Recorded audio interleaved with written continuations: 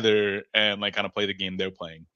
Um, all Alrighty, right. I just went live. Okay.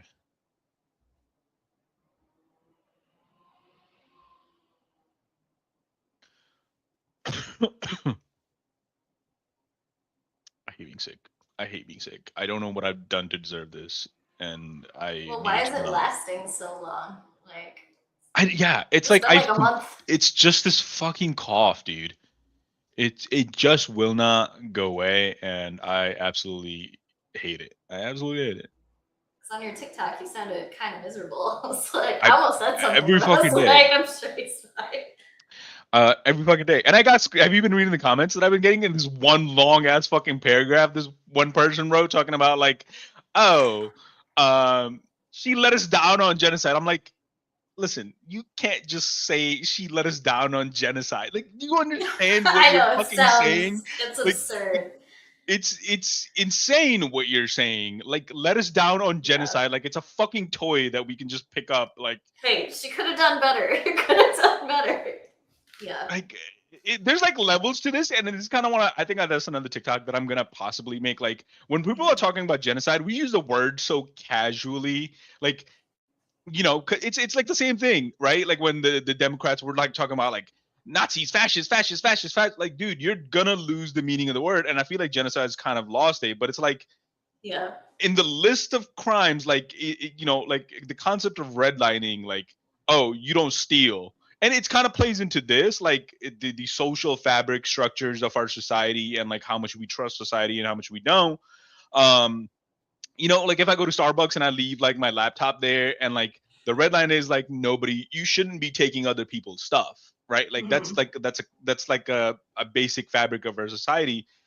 If we're talking about like the red lines of like where society like breaks down like slowly, like oh, you shouldn't steal stuff, oh, you shouldn't rob places, oh, you shouldn't hurt other people, oh, you shouldn't kill other people, oh, maybe we shouldn't fucking genocide other people. If we're just going and just excusing Right. genocide, all these other fucking things become completely okay to do. Yeah, I mean, it's one of those things where it shouldn't be controversial to be against genocide. Right, like You shouldn't have to add caveats. You shouldn't. It should just be kind of baseline, like, no, that's bad. Genocide, ethnic cleansing, all that sort right. of stuff. It's like that's just bad. Somebody should be able to say it's bad. And I see so many things right now talking about like, oh, well, how's Palestine doing now? Like the same as it was fucking doing under Joe Biden. Like it's like at least actually better than it's doing under Joe Biden. Yeah, the fucking strikes are still happening, but it was like fucking 10 times worse. It was Hmm. 10 times fucking worse. It was like 1,000 strikes a fucking day. Now it's only like 100. Yeah, great, thanks. Thanks. Like, yeah, they're still Yeah, fucking being genocided, but it's a lot better. You fucking stupid. Like, you don't want to have that conversation because you lose that conversation every single time. And it's like, yeah, you make this fucking funny little haha TikTok about like genocide happening over there, and then you think like because you're gonna you're using identity politics, and like it's shit right now, and like Donald Trump did win and Kamala did lose. You think you won't get a pushback because like you're gonna do that like, but you guys made her lose. Either we made her win or made her lose. Like pick fucking one, dude. Like yeah, are we I either know. we're weak or we're strong? It's the same fucking argument. It's like Yeah, so I love stupid that. that they can't I get mean, it's past just that. they're just gonna keep saying it because it's not. They can't support it with data. It's They not. can't. That's not what Nothing. happened. Right. Like, I mean, obviously, it played a significant role, but I mean, again, I mean, we went through it all last week, but Right. most of us still voted for Kamala. We're just unhappy now, and we were unhappy then. Like, Yep. I don't want Trump. I don't want her, and I don't want the same situation that's going to lead to President Marco Rubio or President Tucker Carlson again. Like that's what I'm Or trying President to avoid Newsom. here. Yeah. Yeah. And I Yeah. don't want, yeah, exactly. I don't want President Newsom either. And we Right. talked about that too. I mean, if we might get President Newsom, who some people are gonna think like levels it out maybe domestically for 4 years, and then we're gonna get President super mini Hitler, like, you know, Right, like right. in Like 2032, just like, fucking hopped up because nothing's yeah, gonna change. It's the literal shitification. There's no other fucking word for it. Like the literal shitification of America is just gonna continue to like okay, like if you know, like you know those like those test dummies, like right, like where they just crash the car and see. It's like sure. that. Like America's like that right now. Like it was going 10 miles per hour. Like they were testing see how it would be like at 10 miles per hour. Trump comes into fucking office and goes 120, right? Like just we're just gonna accelerate that far deep into it, and then like you put Newsom in, and he's gonna just let off the fucking gas pedal, not hit the fucking brakes, not like stop the car at all. He's just gonna go down to like fucking 60 miles per hour, right? Like what you fail to fucking realize, the car is still fucking headed towards that goddamn wall, and it's still going to fucking crash unless somebody like okay. Let's get out of the fucking car and like turn it off and like figure out a fucking better way. Like, you know what I mean? Yeah. Like America's in the driver's seat. Like this is what you understand. The American public is sitting in the fucking driver's seat, and the car is headed to the fucking brick fucking wall, steel wall, and it's Yeah, going to exactly. crash. You put a better fucking I don't driver know in the why you seat. want us because the car's pink and the driver's a woman. That's what we Yeah, want. right, Again, I know. right. It doesn't fucking Well, change. The car's still going to crash. because I got another slew of those types of videos again today, and one of them Yeah, was every like day.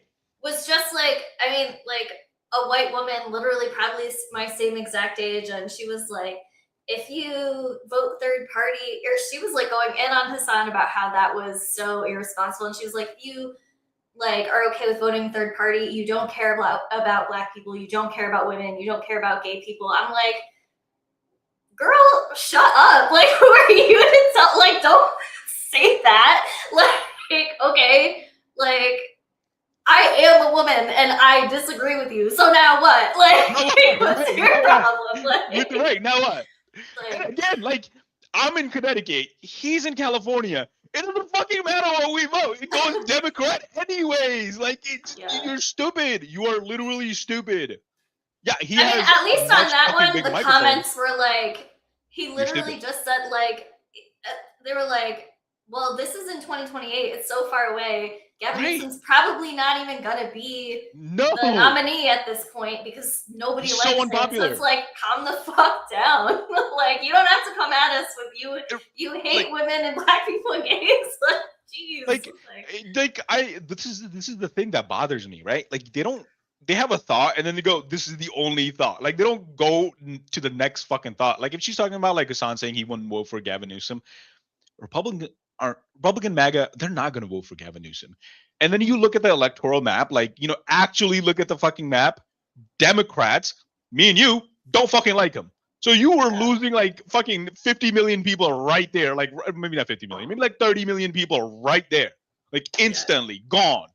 Right? We have the time to find somebody that And then be California more hates it. appealing to more people. So like, how about we make the effort to do that instead of just shaming people 2.5 years out into voting for a guy that's like voting for somebody. no, Yeah. I'm not even like going at like the way people feel about it. I'm literally just looking at the electoral college, the electoral votes. Like it's California. Like if we're talking about the Democratic primary, like anybody that's going from California is one of the biggest electoral votes, like, right? Like majority of those people don't want Gavin Newsom. They've seen what he's done in California, which is fucking nothing. Which is fucking it's an nothing. easy So like counter argument, right? I could tomorrow make a video that says if you are willing to vote for Gavin Newsom, you hate homeless people and you want them to die. Like, we should make that video. Like, right? It's like quick. And then I'll pull up the statistics about how gays and black people and women are disproportionately represented in the homeless population. So therefore, you hate, like. Listen, take one step fucking further. Veterans. You hate veterans. The American Army. You hate. You hate transgender veterans the most. That's who you hate. That's who you No, listen, I got you one step further. Black transgender veterans. Like you add another, you add the ITPA, you add identity politics to it, dude. It's fucking so dumb. It's so dumb. It's so dumb. And it's just like you don't sit there and you go, I was having this thought today too. It's like people that like will read like a headline. It's like the same thing, right? Like they'll just read the title of the book and be like, "Oh, I know the fucking book." Like, no, you fucking don't. No, you fucking don't. You know, You gotta just read because you read it. the article doesn't Yeah. mean you like you know the whole fucking thing, right? And it's like this is kind of why I hate Twitter so fucking much because people will just go on there, random nobodies that have done nothing. They'll tweet out something like just focus on Iran, like right, like oh the Mojtaba Khamenei is gay, like Trump was saying this, right? Like somebody will tweet this out, like, and then like and it's they have a blue check mark next to them, and it's like oh this is a fucking fact. Like anybody reading that, like a Yeah. normal person like me and you will read that, like if they don't know any better, they'll go, what the fuck? This gotta be true. This dude's got a check mark next to his head. He sounds like he's fucking like it'll be like a New York Times opinion like opinion editor, right? Like it's an opinion. It's a literal fucking opinion. It's not a fact. And like people don't go and read through the They would comments. They don't hate. nothing, They no would hate pushback if at it all. was, because then they couldn't say like You're to right. gay people who support like Palestinians and stuff like that, because that's like a gotcha that they have. Like, okay, well, how do you think you would fare if you were dropped in Palestine right now? Because Right. you know, Muslim extremists, they hate gays, you know. But apparently, Israel is this paradise for gays. Yeah, Like, did you see they're doing don't the think biggest so. parade, the biggest LGBTQ parade in Tel Aviv? Oh wow, that's so performative. So fucking Oh, performative. And on top of that, like I really want to get to what we want to talk about. You know, yeah, I know. we're Right? barely in our intro. Uh, We Hamas is didn't not intro. the We just started randomly talking about like shit. Hamas is not the only fighting force. A fucking independent. What's the word I'm looking for? A counter oppressive. Like what's the word? Like I'm looking for a revolutionary force in Mhm. Palestine. Yeah, Hamas is the most populous one because they've been funded by fucking Bibi Netanyahu. Literally Right. been funded by Bibi Netanyahu in Saudi Arabia. Like that's it. Like that is the only reason they're so popular. They have the weapons because they've been funded by Israel and they've been funded by the Saudi Arabian government, like and the UAE. Like this is 100% a fact. But there's so many other groups in Palestine which consist of other sexual minorities or sexual orientation people that fight back. Yeah. It's not just like ISIS is in there, I which mean, is backed by Israel. I mean, that's a whole like other thing, because obviously it's ridiculous to suggest that there's no gay people in Palestine and that they're not Like you're like stupid. living lives. Also, like statistically, you're more likely to get bombed by Israel and Palestine, or like Thank starved to death, killed, than being Thank hate you. crimes. Like, you know, It doesn't fucking matter, right? Like it doesn't matter like what Hamas is doing, right? Because your likelihood of dying to a fucking gravity bomb is like 1,000 times, like 1,000% more than anything Hamas will do to you. Yeah, and I mean the penalty for homophobia should, as a society, shouldn't be death. Like you should be allowed to be given the time to like develop different ideas on that. You know, Yeah, like and on the pyramid of like who's the most danger to those people is again Israel fucking yeah. tops it. Well, It just like I does. said, yeah. Anyways, well, so we want to talk about micro looting, but before we get to this, I want us to watch the FPP, which is the first, or FFP, whatever they're called. It's these two guys. They're scientists. They're physicists and biologists, I believe. They're talking about something. Oh, did you send it? I sent it to the ATF collections. Yeah, it's in there. Oh, right. It's okay. fascinating. It's really fascinating. And it's so simple. It's about beef. It's about like what's the word? Oh my god, what am I choking today on words? Intellectual, like writing articles and like publishing articles. It's like beef in that regard. And Reckon, if you're still here, sorry, I know we were fucking babbling. Hello. What's up? You sent it today? Yeah, I just sent it. Is it not in there? I 100% thought I sent it in there. Okay, I got it. I'm just gonna send it to the Discord because it's like, yeah, I couldn't figure out how to copy it. Because my because that's attached to my personal TikTok, and yeah, I I don't know my password for that. You know, Yeah, I'm not gonna no, be able that's to fine. That's pull that up. So fine. Yeah, I can. why Well, does I it can. Do keep trying to play the you want me to relationship pull it up TikTok? again? No, I got it. Okay. Yeah, they're really cool. They do a lot of like they explain a lot of the science stuff that's happening around the world, which I always like. I always like it. But this is like beef within China that is happening. Mhm. So I kind of wanted to like, what they're doing is awesome. Uh, the, but I'll tell my point later. But let's watch it. China is saying we're first. Right. It's like, who among us Is first. This shows just how good China has gotten with fundamental material science research. Yeah. Current benchmark for the hardest material is a conventional diamond. This is what diamond looks like at the atomic scale. Mhm. That's the fundamental unit. It's a cube. Hence, normal diamond is called a cubic diamond. Yeah. In 1962, researchers predicted that instead of this cubic structure, there could be a kind of hexagonal structure that is even more stable and even more hard. This is an upgrade on diamonds, and material scientists have been seeking this holy grail ever since. Mhm. There's a new paper that's saying that they've actually made it. We've got a team in China that synthesized millimeter sized pure hexagonal diamond. I haven't seen a shorter Nature paper title. Bulk hexagonal diamond. That's it. That's it. No Nature. No narrating. Yeah. So this particular paper is coming out of Zhengzhou University, also Nanjing University in China. And we covered a story last year that purportedly made hexagonal diamond out of the Shanghai Advanced Research in Physical Sciences Center Yes. in China, right? Slightly different method, but Right. still. Now, this new paper Mhm.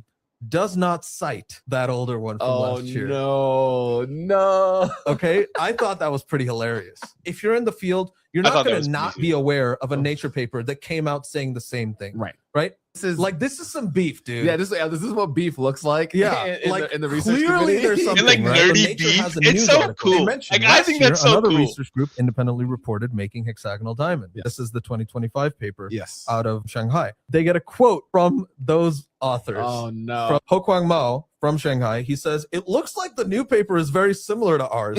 I have to say, I cannot see any difference." And then he says, "But we're glad they have reproduced our results." That's Jeez. Which is effectively crazy. a scientific way of saying they didn't do anything new. Right. So, two things. One, this is hilarious. Yes. I love scientific beef. Yes. I wonder what conferences are like. Yeah. You know? It is a 50-plus-year-old unsolved problem. Mhm. So the prestige Yeah. and the street cred that Mhm. you'll get from it Yeah. for being first Yeah. matters Yes. a lot. Yes. I think two, this shows just how good China has gotten because they're having internal beef. Right. Chinese science has made leaps and bounds in terms of where they were just 20 years ago. 20 years ago, this kind of competition was unheard of. Very impressive. If you're watching this on a clip, be sure to watch Yeah. the full episode Mhm. because the details What are your are thoughts? very juicy. Yeah. The actual science is fascinating. Mm-hmm. I mean, so most of that was about the beef. I don't get Yeah, like, But like, if you were to translate that to politics, right? Like to get a bigger picture of it, and he kind of said something like it's like 20 years ago, we wouldn't have heard of this coming out of China. They just Mhm. wasn't gonna happen, right? Sure. And now, so it kind of goes back to the top 10 universities in the world 10 years ago. 10 years ago, not even 20 years ago. 10 years ago were 8 of them were American. Mhm. 8 of them were American. Harvard, Yale, Cornell, Princeton, Duke, Dartmouth, like whatever. Like these top level universities. Like one was like English League. Usually Oxford's in there. Like it's usually top 2, top 3. And then maybe one was like Chinese. Today, top 10, 8 are Chinese. Let's see what they are. Literally 8 are Chinese, and I think Harvard squeezes in there. Like Yale's not It even on squeezes there. in. Like barely. I think it's like number 8. Like it's literally number 8. So it's and then we're gonna go to watch a video of a Twitch streamer on a New York Times opinion page, the Gray Lady, the paper of record that analyzes situations happening across the world and gives their like super versed, well expertise opinion on like how these things are, how these things emerge, how these things can be solved. Like where the issue is, whatever the case may be, who's working on it, who's hindering it, how is it being funded. Like that's the purpose of a New York Times level newspaper, to do that work. And they're talking about whether you should be stealing from big corporations because you are so fucking hungry. That is the state of America. You understand? Like that's the state of America. And then you have this other country that is supposedly America is supposed to compete with. That country is having internal competition within two fucking research facilities Who discovered the hardest material first? The hardest fucking material that hasn't been solved in 50 fucking years. Who did it first? Just because I don't want anybody to come at us. I'm not finding that list. It looks like most. It's not that hard. Okay, well, most lists that I'm seeing rank MIT as number one. I guess let's a see. couple, like a smattering of other universities, American, and then and not to say that Shanghai the MIT isn't there. like the MIT isn't like the highest up there. Some are ranking Oxford first. Just depends. But I want to do the world though. Can I do the world? Global universities. U.S. News is ranking Harvard first, then MIT, then Stanford. Yeah, I'm looking Oxford, at that too. Cambridge, Berkeley, London. But I don't think that's I don't know if that's like updated, because I have seen a list. I mean, it ranks a Chinese university is number 11. I have seen a list, and it's like literally every single one is fucking Chinese. So I don't know. Maybe I could be wrong. I could be wrong. But I guess it also depends on what, what category we're looking at. I think it kind of also depends on I don't know what they're testing exactly. Like, are they testing like funding? Are they testing like, are they testing funding? Are they testing like the amount of research coming out, amount of graduates coming out, like the job that people are getting? I guess that could be it. So maybe I think like. Well, I mean, there could be a huge disparity with that too, right? Like, I mean, with the way our university system is, where like these top universities are mostly like, the richest people in the world are like funneling a shit ton of money into them, and they're only like 99.9% of the people they accept are of that class, versus maybe one that's more like universally funded. Maybe I'm being biased here. So I looked up. This is called. So I looked up top research university. So this is Mago institution ranking. Ministry of Education, Republic of China. Chinese. This is like in research. I don't know where this website is. So I want to actually. I should be fair to see who is funding this website, right? Like what is the right? Let's see who this is. Can I find out who this is? Unless you're looking at it on your other computer, but. Let me. I'll just send you the link. Copy. I'll put it in our chat. Okay, I threw it in the chat. Oh no, I gotta go back to it. Okay, I'm trying to find out like what is this? What is this? Infographics, overall ranking, research. Can I just find out data sources? All right, sorry, I don't know where this audio is coming from. I don't hear anything. What the? Oh, you don't? Okay, so it's just me then. Yeah. So they're looking at. So this website is looking at 100 million documents, 30,000, almost 30,000 journals. 7,000 publishers, 20 million author profiles. How much grief? 90,000. Oh, I hear now. All right, hold on. Sorry. What the heck? I cannot find where this audio is playing. Is it the website that you're saying?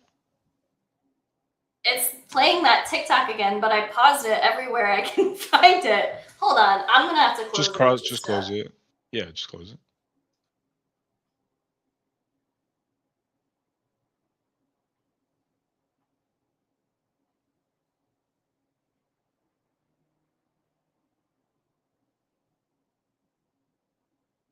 What the hell? I'll be right back. Okay.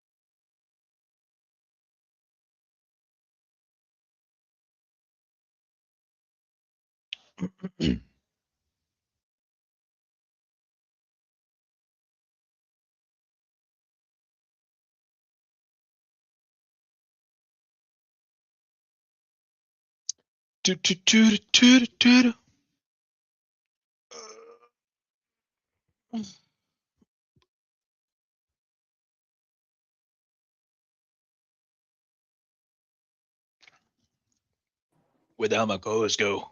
Oh, there it is.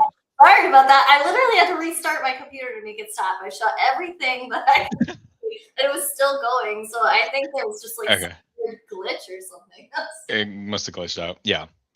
So yeah, I've been looking, and I looked at this Mago one that I sent you. They have a huge like plethora of databases they pull up from, and then I went into another website. It's called Nature's Index, and they have the same exact list. So in terms of like, I think the USA Today and like the other ones that are Americans, they're looking at like universities that are like possibly the richest or have done a ton of research or graduate a lot of students or like are viewed the most in terms of like people wanting to go there. But if you look at like top research in terms of just research on Science Mago or Nature or any top universities in research, it's literally just coming up as 9 are Chinese. So we'll look at this one, Science Mago, because I think they're pretty good. I think they're pretty good. They're looking at over 10,000 universities. They're analyzing every single thing. First one is Ministry of Education of Republic of China.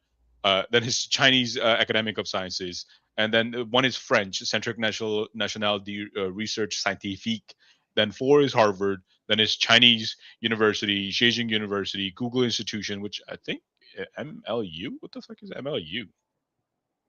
MUL? What is MUL? Oh, multinational, I guess. Where is this though? It's just Google University, I guess. I don't know. I can't see what you're looking at. Oh, I sent it to you. I sent it in chat. It's in our chat. In just this chat. Like I don't the have it studio anymore. StreamYard chat. Oh, it reset for you? Must have. Copy. Yes, here. Sorry. Okay. Did you get that one? It's just in StreamYard chat. Nope, it's not coming up. It's odd. Are you? Okay. Close? Hold on, let me send it in Oh, Discord. sorry. I see it. Okay, there it is.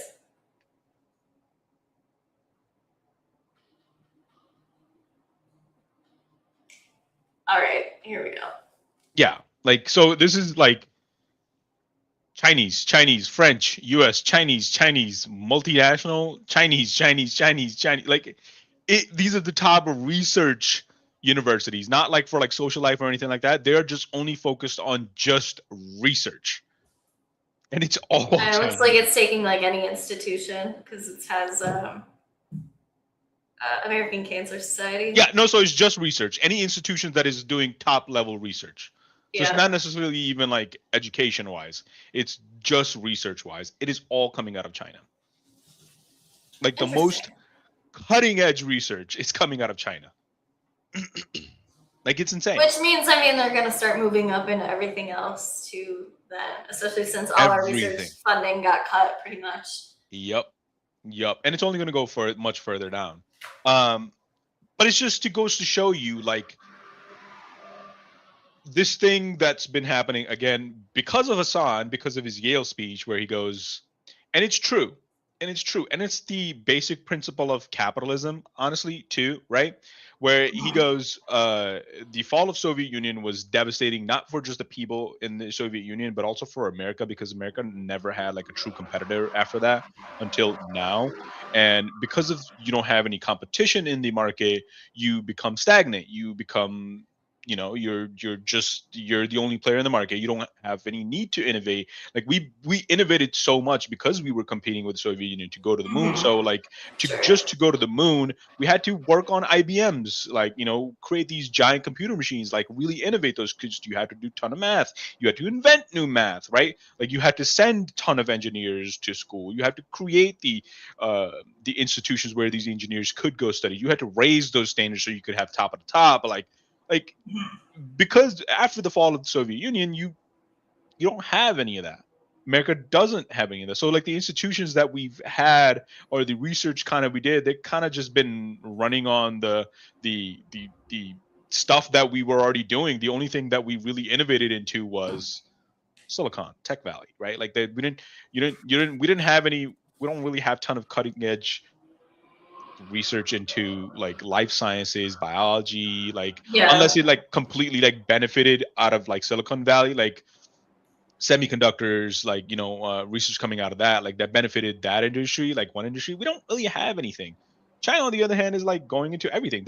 They've made a fucking bone joining glue by researching like sea life. That's insane. Like, if you have a fucking broken bone, they just literally glue it back together. But that makes me think of an interesting point of people who like get upset when like the description of a scientific research endeavor, I guess for lack of a better word, says like studying like the romantic patterns of the sea urchin in, you know, this random place or whatever. But but things like that, I mean, like you said, this came from like a sea creature or whatever, this technique. Like things like that influence like our knowledge about how we can make things work for us. Like, because my concern, you know, because I'm like bringing like the domestic aspect to it. I can't stop thinking about like, obviously, like, you know, to your point, the U.S. has had its problems kind of historically. I mean, I think you're right in that if it didn't result in, it wasn't for the value of like bettering ourselves or even beating an adversary. It was all really just to the point of hoarding wealth for the wealthy individuals. You know, that's where our funding and our research has gone. But, you know, now we're at so much worse of a place where we're not even doing bare minimum to like keep ourselves inching further towards like any sort of health advancement or anything because of all the cuts that RFK did.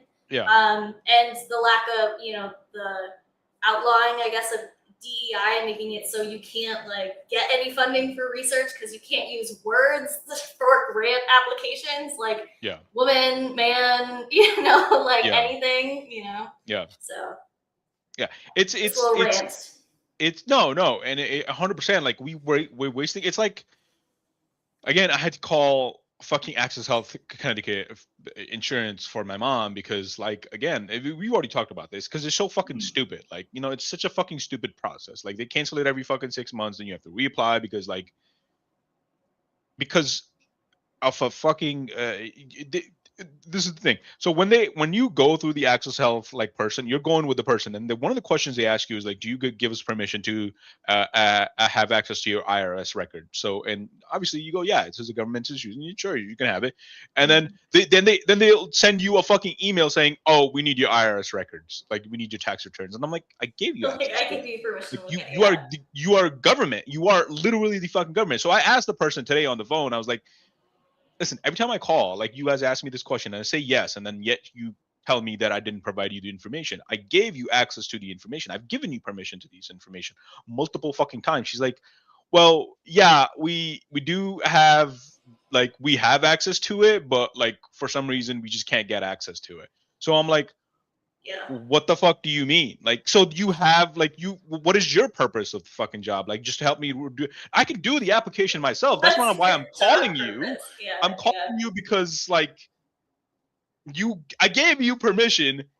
You don't do the fucking work yet. You're just I don't need your help saying yes or no. We can do that. I can do that on my own. Could have checked the box. That's what I'm saying. And I think about the waste. That is waste. That is literal fucking waste. How is 100%. It a governmental agency, one governmental agency that I am giving permission to is not able to talk to another governmental agency? That makes no fucking sense. It goes to you. It literally goes to you. This is just your I fully believe it though. I've worked for social service departments before, and they have no resources. They have no access to anything. So it's kind of stupid that they even ask. It's such a waste of you gotta at least be paying these people $40,000 minimum. Yeah. And there's hundreds of them just for Connecticut. Yeah. Just for fucking Connecticut, you're paying millions of dollars just to hire these people, and you go that across 50 fucking states. It's we can just use that money to give people fucking health insurance, dude. It's so fucking stupid. It is so fucking stupid. Welcome to my mindset being a social worker. Just why don't I just quit and give these people my 50 grand or whatever I was making, and just split it amongst them. They'll probably be better off than whatever I can do. 100%. If the governmental institutions were just working better and with the mindset that oh, we need to help the people here instead of the capitalistic mindset, it'd just be stupid. But anyways, if you guys are here, you guys want to play the game with us, we're gonna play Would You do this? Would you not do this? You can play with us, we're gonna do it. So let's get into it. So after every question, just pause and then you can answer it, and then I'll answer it. You know what I mean? We'll kind of go that way. All right, sounds good. So this is the concept of micro looting. It is exactly what it sounds like, but it's a lot more nuanced, and I want your thoughts on it because I have certain thoughts. Alrighty, let's get ready to play. And on several occasions, I was like, I'm just going to go back, grab those 4 lemons and get the hell out. And you should go to prison. I know. You think they're going to ban me? They should throw you in jail. But well, it probably started at a few seconds in. I forgot 4 lemons.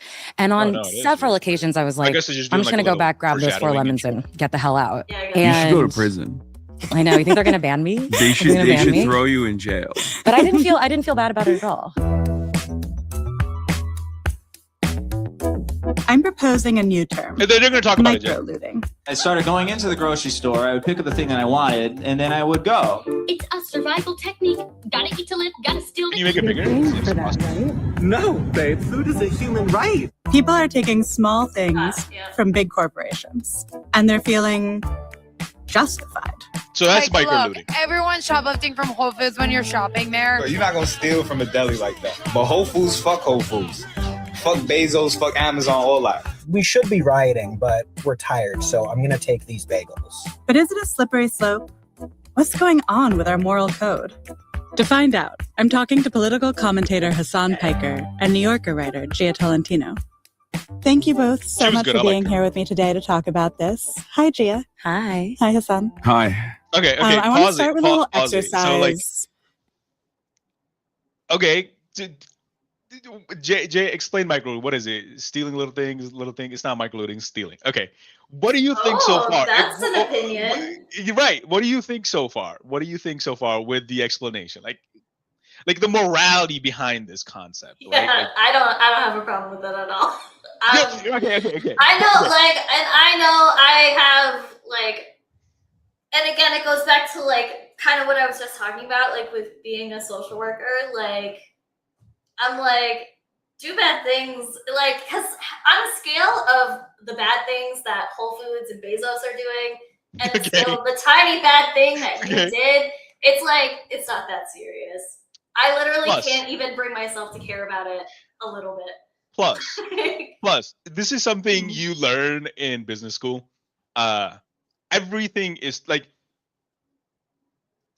calculated, and on a just owning a small business. Yeah, we're already paying for the risk, so exactly. Not to jump the gun. It's called shrinkage. Yeah. It's already.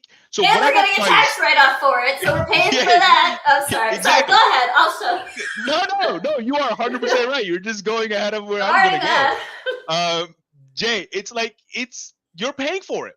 Even if you don't steal it, it's calculated into the price that you are about to go pay for. So if a fucking a lemons or whatever the example she uses costs $4, it's already built into the factor that it's gonna get stolen. Even if you don't steal it, it's already built into it. Right. That's yes, 100%. And it's the funny part about that is just be proud that you're a thief. Right.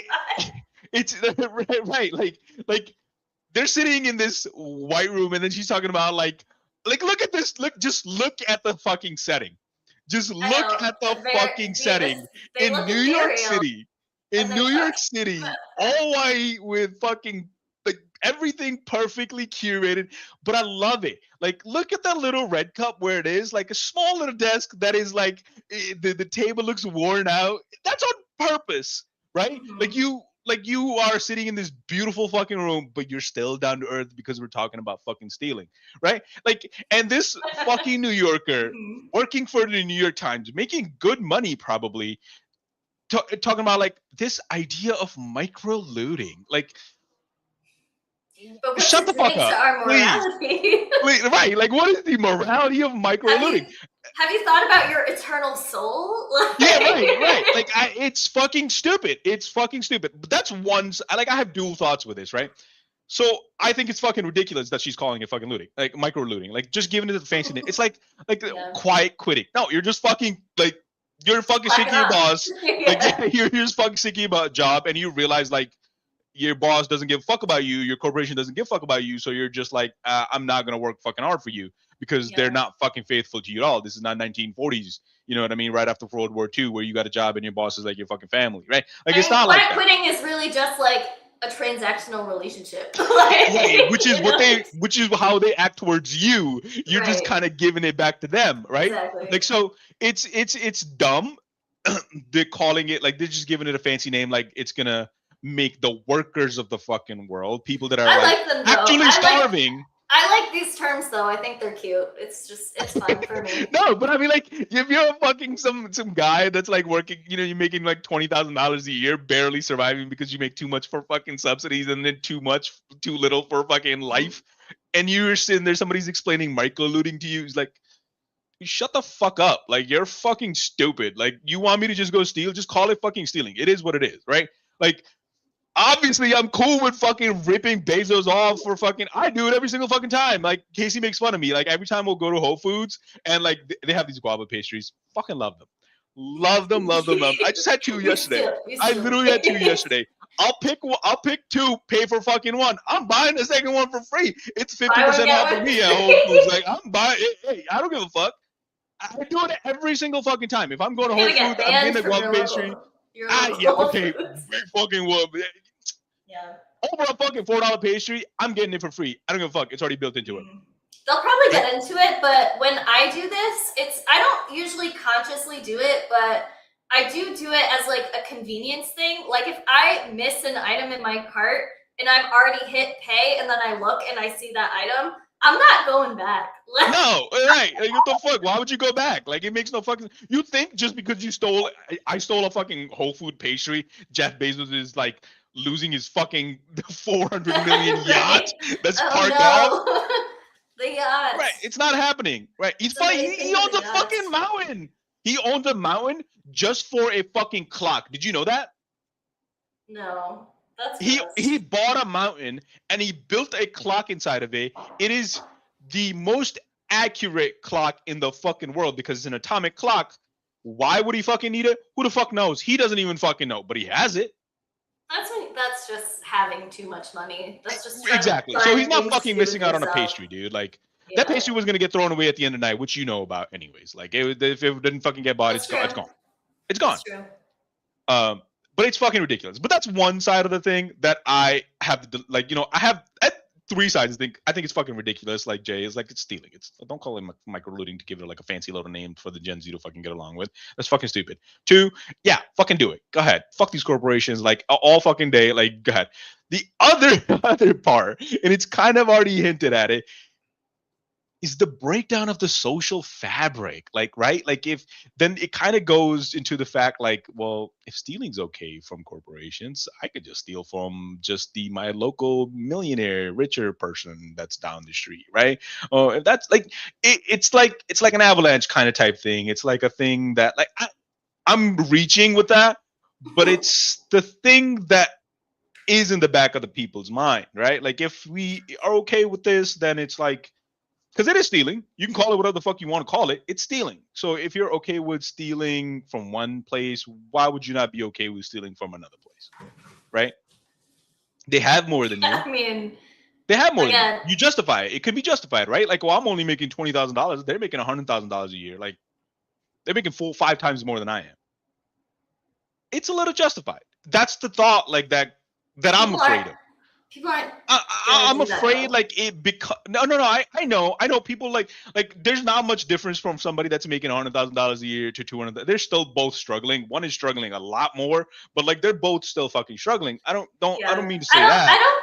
One probably has a car, the other one's walks. I think the general public is smart enough to understand the difference between stealing from somebody who has $1 million versus somebody who has $100,000 or just has a good job in general. Also, like, kind of back to the convenience point I made. I mean, it's easy just to throw something in a bag without scanning it. It's not easy to risk your life to go break into somebody's home or to rob somebody. I don't even mean it like that. I don't mean it like that. I'm just saying, like, you know, like if we're living in a society. And I mean, if we are looking philosophically just at the ethical standpoint, then like. I guess I don't know if it's that bad to go like physically steal from them. Maybe I should paint a picture for you, right? Like, because I don't necessarily mean like breaking into somebody's house just because you know they make a lot more money. Like homeless people should be breaking into. Let's say for example, right? You go to your local Starbucks. Right, like we're both sitting there. I make $20,000. I know that you make $100,000. We strike up a conversation. We don't know anybody. Like we don't know anything from anything, right? Like we're talking. Like, and you ask me where you work. Oh, I work at my local Stop and Shop. And I ask you, oh, where you work? It's just a casual little conversation we made. Oh yeah, I work for this corporation, Pratt & Whitney. Fuck it. I know Pratt & Whitney's a $1 billion company. I know if you're working there, you're probably educated and you're probably making close to $100,000. You know, in terms of me, like. You know, I'm working at fucking Stop and Shop. I'm not making fucking shit. I'm making jack shit, right? You get a phone call. You're busy. You were working on something. You leave your fucking wallet there, right? And you leave. You're in a rush. You forget. You go. I grab your wallet and I look in it, and there's a couple $100 in there. If we're both provided for, if a society we're normally fucking living in, right? Like you'd be like. Oh, I don't really need that. That's somebody else's money. Let me just go give it. But I know I'm struggling, right? That couple $100 could go a long fucking way. You fucking take it and you dip out. and you leave the fucking wallet there, or you might even take the wallet because it's a nice wallet. That's what I'm saying. I mean, right? it's a nameless. It's different. It's gonna affect people emotionally differently because stealing from Amazon or Whole Foods is nameless, faceless. I mean, we know Jeff Bezos is the face, but like it's not going that far up the chain, you know. But I agree. You just spoke directly to that guy. You're gonna feel bad about not everyone, but again, that's not because of your financial situation. That's because of a personality. And I 100% agree. I think more majority of the people be like, you know what, probably that's that person's wallet. I wouldn't take it. Dude, but you're fucking struggling. You might have not eaten dinner last night. You might still be fucking hungry. Yeah, I mean, I agree that the. I'm just saying, if the society was provided for, we have, yes, I mean, we know this. The society that we have, poverty does increase crime, because people. I'm talking about just being hungry. What if it's a little bit more serious than that? You got a medical fucking appointment. You don't fucking have insurance because you make $20,000 and you don't have Husky. You don't qualify for it. Mm-hmm. And you know, this was the social point that Breaking Bad was trying to make, right? Isn't that the whole point of that? Yeah. The show Breaking Bad. Yes, exactly. Yeah. Right? Like he's doing a bad thing, but do I blame him for it? Not really. And this is the kind of I don't think we're there yet, but I think we're certainly headed there. And I think Gen Z, the newer generation coming up, they act like they're not fucking poor, but they're fucking perpetually way worse than we are because they don't have any prospect. There is no prospect for anything. One of my sales reps today just got fired. Laid off. 30 people just gone, just like that. Right? Yep. There's no prospect. There is no economy that's working towards creating jobs. In fact, it's going the opposite way. We're losing constantly. We're losing jobs. If you look in the jobs reports every single day, it's in the negative. It's a negative. Every time it gets revised, it's in the fucking negative, right? So the only industry that is growing is just the AI industry. And then that you have to go to college for, right? Even if you're going to college for to become a software engineer, you don't have any fucking experience because AI is killing all the entry level jobs anyways, right? So you have nowhere to go. You have nowhere to go. If you don't have anywhere to go, and if you do go to college to go be a fucking software engineer, you got a fucking $200,000 in debt. Even if you go to the fucking shittiest college. So you're fucked from every single direction. You're getting fucked. And you're taking a gamble because we don't know what's going to happen with AI.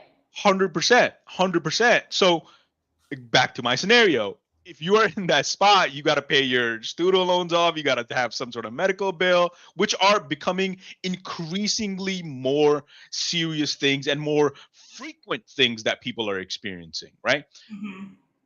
You're going to take that fucking money, right? Because everything in your life fucking sucks.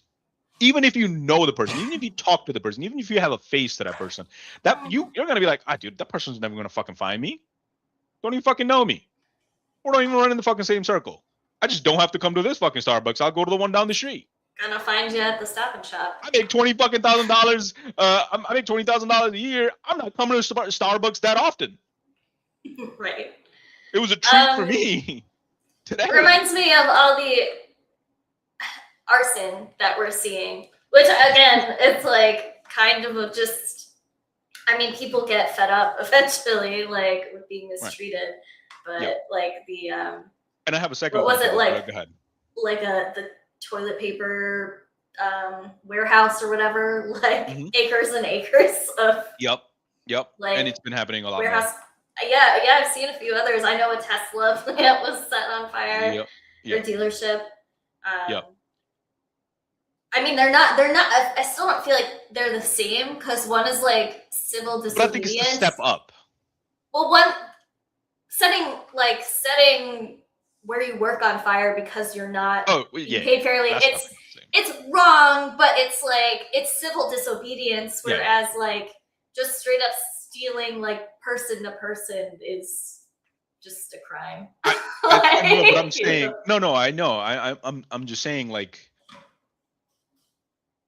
the worse the economy gets, the worse everyday life gets for people. things like this become just that much more acceptable. Yeah. Well. Now, that's my whole point, right? And that's my whole point was with China. Like China's competing with like fucking like, well, who can make the fucking world's first strongest material ever created?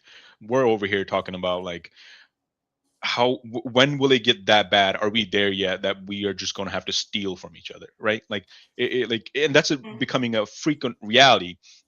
That was my whole point. I worry about engaging this too much though, because it just kind of feed into like the far right talking point of just like people are evil and bad, and if you go outside, you're gonna get like. You are pre-watch today. You're pre-watch because that's exactly where I did not watch this. No. Like, I feel like you're watching the future because this is what I was gonna say. Like this is where I was gonna go. Is like okay, let's say if that does happen, and there's two groups of people watching this experience occur. Like if we created a stage and we let this play out, and then we have like people judge, the conservative mind sitting there thinking is like, well, that person's got to go to fucking jail, right? Like that's the conservative thing. Like more police. It didn't solve the problem. It didn't solve the overarching problem. And this is where I was going to go, right? Like it didn't solve the reason why that person had to steal that money, or the reason why that person is struggling because of healthcare, or all the problems, right? Like the solution in the far right MAGA Trumpian mind is like, more fucking police, call it a day. That's why we're going to bring the National Guard into DC and end the crime. Maybe you just scared people from doing that. You didn't fix the thing that people need to do. Eventually, again, that threshold will be met. Like people are just going to get fed up that much more that even they're not going to be afraid of the National Guard on the ground, and the crime is just going to happen again, right? Like that's just the natural progression of that. Corruption within the National Guard, and people will get a cut of crimes being paid, and that's just like it's just a natural progression of things that happen. Funny thing, I heard today, a military member, I don't know what rank he was or if he was actively participating in the program, bet on Kelshi about Maduro getting arrested, and he made $400,000 because he knew the inside of the operation. Nice. Perfect, right? Which goes to your point about the corruption of like the things that will continue to happen, right? Like that's just a natural progression. Is a whole different like that could be a whole polymarket. It's episode topic because like how do you cannot prevent insider trading? Like, no, right? So that would be the natural conservative thing, and this is the issue that our previous conversation that I kind of want to bring it to. The normal Democratic response, if a Democrat was watching this, right? Like if a Democratic politician was watching this, let's just say Kamala Harris was watching that scene play out, me and you would expect that like her response should be, hey, okay, yes, I understand that person stole that money, but let's talk about why he stole that money, right? Like that should be the opposite of what the Republicans, the conservative mind, the Trump would want to do. They wouldn't be like, oh no, like fucking not more cops, not more of this. But that's what fucking Kamala Harris did. She did take the fucking position of the right, of the fucking conservative. So me or you as somebody watching this go like, wait, that's not our fucking position. That's their fucking position. Why are you taking their fucking position? You're supposed to say like, oh no, let's fix the fucking healthcare. Let's fix the fucking education system. Let's fix the extreme inflation that yes was part of my administration. I was part of that administration, but here's what I'm gonna do to fix it. Don't just say I'm gonna do the same fucking shit. Like, but that's my whole fucking, like you can't sit here and blame us when you take the side of the fucking your opponent. Like you're not giving me any challenge. If you are compromising your values to go choose the side of your opponent, why wouldn't I just choose the original? Why wouldn't I just go to the guy that originated the policy that you're trying to fucking copy? It doesn't make sense. No, I mean we're extremely our entire political system in this country is very far right. Like our left party, our Democratic Party, is also to the right exist. Because yes, in a normal like functioning society, we wouldn't have nobody representing the side of, hey, maybe we need to reform society so that people don't get into that desperate of a situation. I mean, their messaging I mean, lately they're not even doing well in messaging that that's their side. I feel like historically they've been better at messaging that that's their side. You know even why? Though they're not doing it in practice. You want to know why? Why? Sorry, I don't want to interrupt you. No, go Cory ahead. Booker is the Democratic media orator. Yeah. Cory Booker. He wants to get that Michigan fist. Yeah, that was too much for me. I can't take things. I don't need the hand. I don't want the Michigan hand. I want the Michigan fist. I don't even know what he was talking about. I don't even know. He doesn't even know what he's talking about. He just gets on the stage and just fucking blabbers. Like that's all he does. And they made him the fucking Democratic fucking media personality. Like, shut up. Yeah. All right, well, let's watch this. So they're gonna play the game. What we want to play. I find it fascinating. Just about our own morals. Would you share your Netflix password? Okay, pause. Yeah, I've done that before. That's quick. Yeah, that's fucking easy. I shared it with all my friends. Yeah. Easy cake. I do. I also do. Well, with anyone. For the longest time, I actually had someone else's Netflix password. That was my primary access to Netflix. And now you share your own? Yeah. Would you get around a paywall on an article you're trying to read? Yeah, fuck yeah. Yeah. Fuck yeah. I do it every day. Yeah. Religiously. I mean, that one, it's depending on the site. I do feel a little bit bad about that one because I know that, like, but I mean, journalism is a struggling, like, even from like Zateo, like, not all of them. Like independent media, you don't feel bad. Okay. What independent media are you reading? What? I mean, Zateo and shit like that has a paywall. Oh, okay, yeah, okay. Zateo drops like, that's a little different. But they do a lot of media like. I don't really do that. Like, yeah, I mostly engage with the free media on YouTube. Like. Yeah. So like, well, Zateo and like they'll do a lot of. They don't write a ton of articles, and if they do write an article, they always follow it up with a video. So they always do like a visual content. So I don't really feel bad. But like if it's fucking New York Times or the Washington Post, fuck them. Yeah. Straight up. No. I get that. Do it every day on my stream. Yes, and I support it when people do it for my own work. I say, go off. And that's an actual author. That reminds me of like, so all of like in school, remember like reading like research papers all the time, and there was like you could only read like part of it because even like you're I'm matriculated at a university. You'd think you'd pay for me to be able to access some fucking articles, but they don't. Like there was a tweet that went viral probably like 10 years ago or something of like a research, like a PhD person, I don't know who they were, I don't remember, who posted like, hey, don't go to like, this website to get anybody's research paper. We don't even get any money off of that. Don't pay them. Just email us and we'll send it to you for free. Right. It's like, so like, why would I feel bad about that? No. Right. And again, hot take that's not so hot. Any IP or intellectual property or intellectual work should not be monetized. It should be free. It should be available for everybody. Information should be free for everybody. If somebody's writing a fucking article, it should be free. I should be able to just read it. If somebody's doing amazing research out of there, like it's getting funded by my tax dollars anyways, it should be free for me to read. Nobody should make money off of that.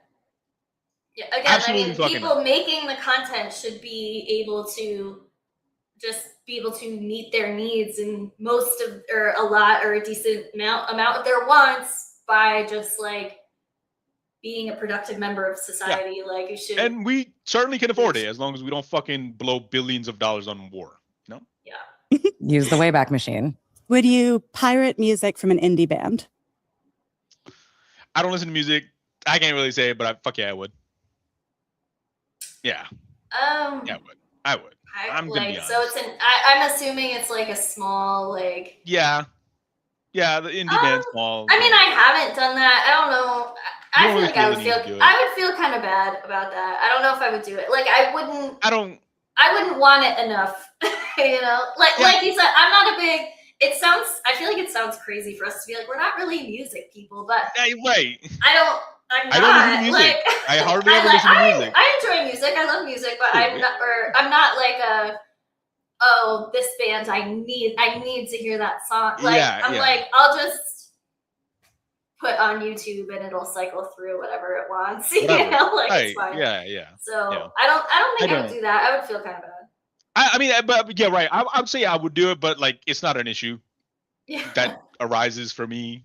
I would just do it just because, like, if the indie band from where, I guess it would depend on, right? Like, if it is it like, are they like completely independent, not signed to anybody, any label like that is exploiting them? So I don't know. It's more nuance to it. I support like local stuff, artists and writers and things like that. 100%. Like, and they're doing it like for themselves or independent or for a small like company. I buy indie games. I would want to support them. You know. Yeah. Like I buy indie games all the time. Like I'll play an indie game. I don't do it often, but like I would buy an indie game. And that money goes directly to that person. Yeah, I would do that. Is it 2005 and I'm using LimeWire? Because yes. I feel like every millennial has at some point done this. I feel like fundamentally Spotify. What? Oh, sorry. Is kind of like deleterious to the musician livelihood, and I use that. But then I go to the shows. I'm pro piracy all the way, like across the board. Would you pirate a car? Yes. If you could, if one could pirate a car, it was just a classic thing back in the day. The government funded anti-piracy initiatives would be like, dude, would you steal a car? I'm like, yeah, sure. If I could get away with it, if it was as easy as, pirating IP, I would do it. Yeah. Would you dine and dash from your local diner? No, I would absolutely not do that. Never. Tip 35%. Mike's, come on. Yeah, I mean, that's the difference. You're stealing someone's labor if you do that. I would absolutely not do that. No, I wouldn't do that. And if I saw somebody doing that, I'd probably pay for their meal. Yeah. Would you steal a book from the library? Never. No, but I accidentally did that as a kid multiple times. No. Would you steal from the Louvre? How are you going to steal from the Louvre? Why does she say that as if that's just like a simple, easy thing to do? So the question she just asked was, so the ones you missed were, would you dine and dash from a local restaurant? No, of course not. That's stealing someone's labor. Yes. Would you steal a library book? I have accidentally done that, but I wouldn't do that. No, I wouldn't do that either. Not from a public library. Because that's public, you know what I mean? That's a public good. And this question is just annoying because would you steal from the Louvre? Like, as if I had the opportunity to just if I had the fucking capability to do it, fuck yeah, I'm stealing from the Louvre. And do what with it? All you can do is just keep it in your house. You can't sell it. They're gonna be like, "Hey, I know this just got stolen from the Louvre." Like, do you have access to the black market somewhere, like the international mafia? Like, whoa. Yeah, no, this is stupid. I would love to. I would love to have that capability. I would love to be able to steal from the Louvre. Just a stupid question. Yes. I would not be logistically capable of executing such a fact, but would I cheer on every news story of people that I see doing it? Absolutely. Absolutely. Yeah, I think it's cool. We gotta get back to. I mean, that's true. That did happen. Late last year? A couple months ago. And I didn't feel any sort of way about it. I wasn't like, wow, how could they? I was just like, wow, how did they do that? You were more like, how did they do that? Like, logistically, and they still haven't caught them. Crazy. Yeah, they still haven't caught them. Oh, they did? Caught them. Oh, they caught them? They caught them. Oh, I didn't know that. Why was that not a bigger news? I don't know. Because I don't think they even did anything. Like, they didn't try to really do anything with it. I don't know. Just ended up not being that serious, I guess. But I'm pretty sure, I'm 99% sure I remember seeing that they caught them. Cool crimes like that, like bank robberies, right? Stealing stealing priceless artifacts, things of that nature. I feel like that's way cooler than the 7,000th new cryptocurrency scheme that people are engaging in. This is also fact. Would you steal from Whole Weird Foods? fact. Like, I don't need You more wanna go crypto fucking schemes, dude. There you Like, go. Well, we already know your answer to that question because would I you do it. steal from Whole Foods? And you Regularly. said yes, regularly. 1,000% regularly. I steal from Whole Foods. Come catch me if you want, and you can't prove it. I did it yesterday. Nice. One guava tart down. Guava pastry, dude. It's so Pastry. good. I'm telling you. Apologies. Do you have one near you? Not really. It's like an hour away. Oh yeah. And I'm not that passionate about it. No, well, I'm just saying, like, you are ever in near Whole Foods, just pop in there, grab a guava pastry. Get a It's guava fucking pastry. life changing. It's so good. It's so good. First- I think it's not even necessarily the pastry so good. I'm just a big fan of the guava. Okay. You got more to say about the guava? No. Okay. Just, it's recommended by me. Yes. And I have, under very specific circumstances, I think that stealing from a big box store, I'll just state my platform. It's neither very significant as a moral wrong, nor is it significant in any way as protest or direct action. But I did steal from Whole Foods on several occasions. Like, I've been involved in like a neighborhood mutual aid group since 2021. And so every week I would go get groceries for Miss Nancy, my now family friend who lived nearby, and she wanted to go to Whole Foods. She wanted food from Whole Foods. So I was like, okay, great.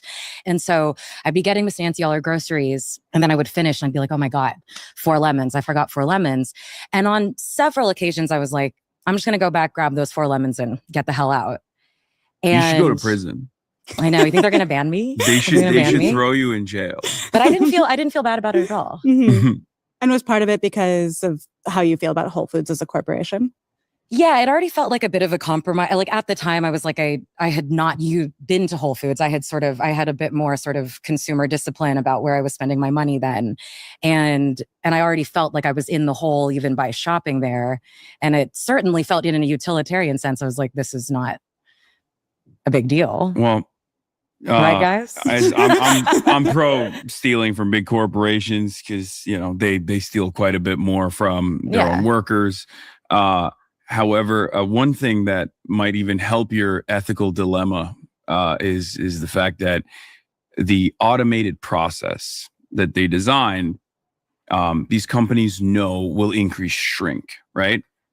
So it's actually factored in. The lemons that you stole are factored into the bottom line of these mega corporations regardless, and they still end up having increased profit margins because they no longer have to pay the cashiers that they used to hire, as opposed to this automated system, knowing full well that people are still going to be able to steal a lot more efficiently, as a matter of fact, through the automated process. Totally. Well, I was looking things up, and shrinkage is roughly equal internally as externally. Like they expect it from their employees that they are sort of disenfranchising constantly. Yeah. But what about the argument that if everyone just starts stealing wantonly from the self-checkout machines, Whole Foods will eventually raise the prices?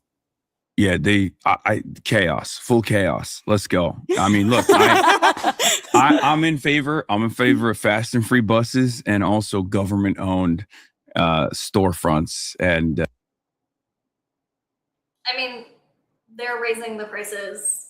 Anyways, right? That's my reasons. argument. I was gonna be like, well, they're just gonna do it anyway. They don't know. Like that's just a thing that's always gonna happen. Like we don't. The excuse is always going to be there. Inflation, whoever. Supply, whatever we want to call it. Like, I mean, now they're going to go through the roof indefinitely because we know that once prices go up, they're not coming back down. No. So, I mean, the video that I put in the thing, I mean, we talked about a few weeks ago, the global food supply crisis that's coming down the pipe next year, a year after that. Indian farmers are already getting hit. Prices aren't going to go back down after that. Nope. If nope. they do, they're not going to come back to what they are today ever. Nope. So never. Yeah. Yeah. So yeah, that was my thinking. They have their excuses. They're going to do it. It has nothing to do with you stealing a $7 pastry. You're right. Right. Two of those policies, the mayor of this beautiful city is currently working on. Would you encourage stealing in the same way from a Mamdani run city-owned grocery store with lower prices? And why? I would not, because I feel like that's taxpayer funded, and exactly you're stealing from yourself. The prices are this union labor, and the prices are also adjusted regardless. I think that hypothetical is interesting, right? Because if you look at it from a categorical imperative type thing, what if everybody did this? The converse is like, oh, what if every major grocery chain stole from workers and consumers, and that is basically. I think people should just be able to eat and get food whenever. Yeah. Radical fucking left is going berserk over here, but like food should be fucking free. Like stop. We don't want to go to jail. You can't be saying things like people shouldn't starve to death. Like what's wrong with you? You should not pay for food. And then people be like, well, what about restaurant? Like, no, obviously not, because there's labor involved in that. There's like purchase and all that stuff involved in that. I'm talking about like groceries. Like there should just be city-run groceries and government-run groceries where you should just be, if you pay taxes, you should just be able to, even if you didn't fucking pay taxes, I don't give a fuck. Like, dude, just fucking feed people. Like nobody should be hungry ever. Yeah, I mean, first of all, the collective, because somebody's going to say, well, what about all the labor that it takes to grow the food, ship the food, whatever, is already heavily subsidized by taxes. And again, the taxes can take over and just take care of that completely, Right, and the other argument, go ahead, sorry. No, go ahead. The other argument will be like, well, what if they abuse it? Abuse the pastries? Like, you can only eat so many. It's not like you could just stand there all fucking day, just shove pastries in it. I mean, maybe you could. I don't fucking know. But like, how many really could people are going to be buying birthday cake every day. What? Yeah. And again, USAID, we do this. They did this. They funded so many corporations, so many stores here in America. Like they did this. It grows business when you create a demand and you just fund that demand and people could just go fucking like do it. Like if somebody wants a ton of fucking pastries, that means you created like 3 jobs. One to fucking farm the wheat, one to process the wheat, and one to fucking cook the meat. One person just wanting food. Abusing food. You created 3 fucking jobs. What do you mean? Actually 4 jobs. 1 person to fucking sell the goddamn food. Well, yeah. I guess somebody has to be there to still maintain like the place. I don't know if you'd still call it a store, the place where you go get the free, Right. But if somebody like me, a glutton, stood in front of the guava fucking pastries and just one after another. There's sugar layered on top of them and it's crunchy, so whenever like I bite into it, it fucking flakes and falls on the ground. If I'm there all day long just constantly munching on the guava pastries, there's gonna be a mountain of fucking pastry flakes and sugar on the ground. Somebody obviously has to clean that. 5 jobs just got fucking created. Amazing. I'm a fucking economic genius, dude. What do you mean? Nice. I'm thinking about the economy. I'm thinking about the capitalism. That's really what I'm thinking about. True, right? Like it's interesting. Like I think it speaks to the thing where a kind of harm committed by the individual strangely continually draws more ire than the same harm being committed by a structure. And so, I kind of am inclined towards this. It's like, everyone try it, see what happens. Yeah. Well, that's the most frustrating thing about this whole conversation. Like, we're sitting here talking about individual choices in a world where we're literally talking about companies that just like dump a bunch of poison into the water supply and they're like, oh no. To quote sorry about that. Sorry about the generational cancer we gave you. Listen, to quote the Argentinian president, Javier Milei, So what if a company and a corporation pollutes the water? We have more water.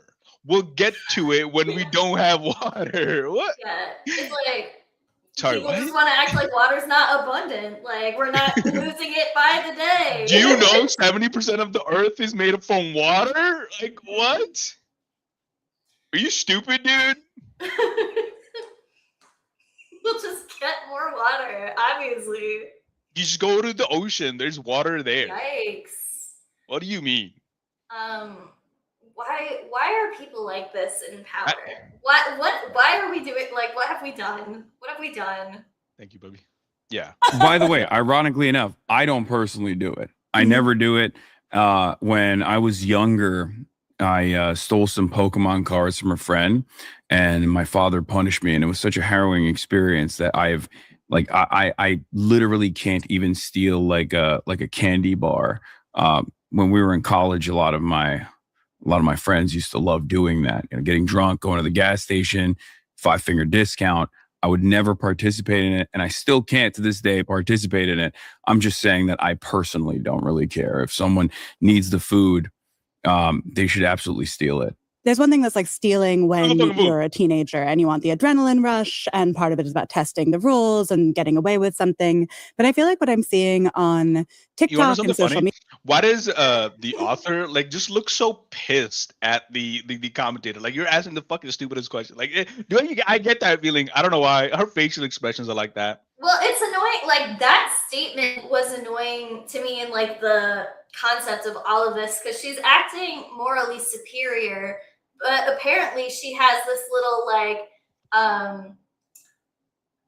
the shoplifting thing. Apparently, that's excusable, which is something that is like, I guess, weaponized by like mostly white women to get, and they get away with it. So it's like, no, that's what you're talking about is actually a systemic problem of inequality. But that's it's just annoying. We're but what we're all talking about here is just like something that's literally minuscule and doesn't matter and just helps.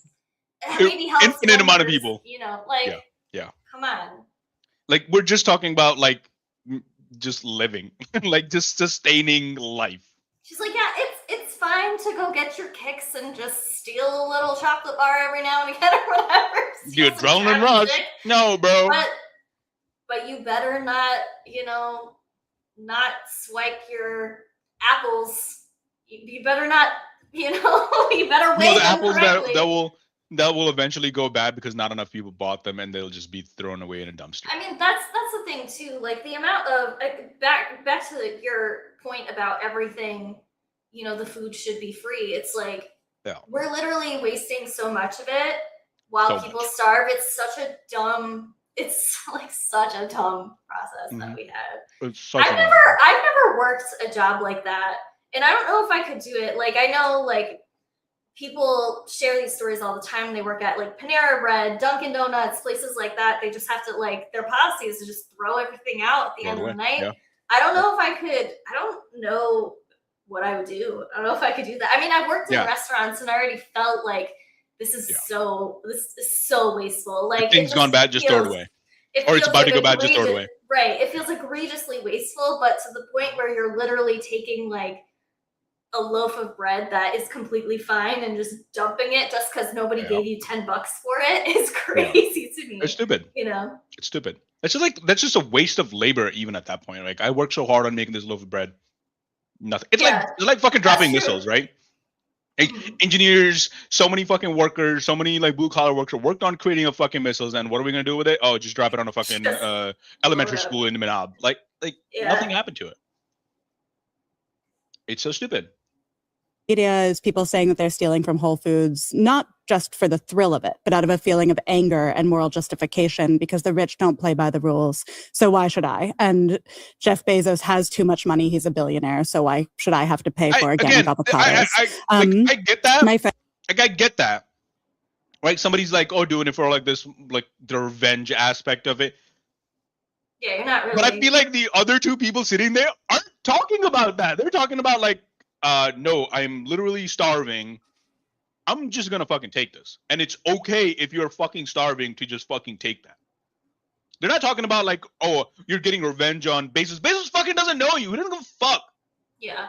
It's not about the thrill of it. There's no thrill here, bro. The thrill is like, oh, I didn't die today. That's the fucking thrill. Like, my stomach didn't fucking cause me to have, like, my empty stomach didn't cause me to collapse to the ground. Like, that's the thrill, right? Like, cheese, like, it's this fucking elitist mentality that nobody can relate to. This is like third way, midway, centrist Democrat.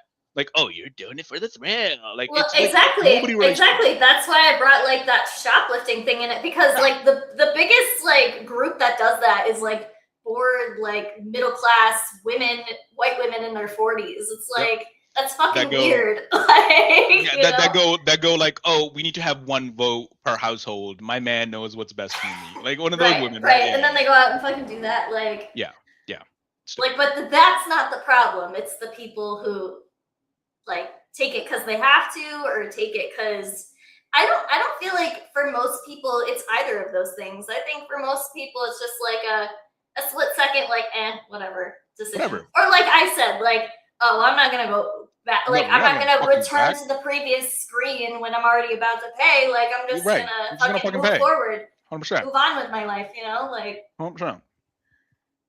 So.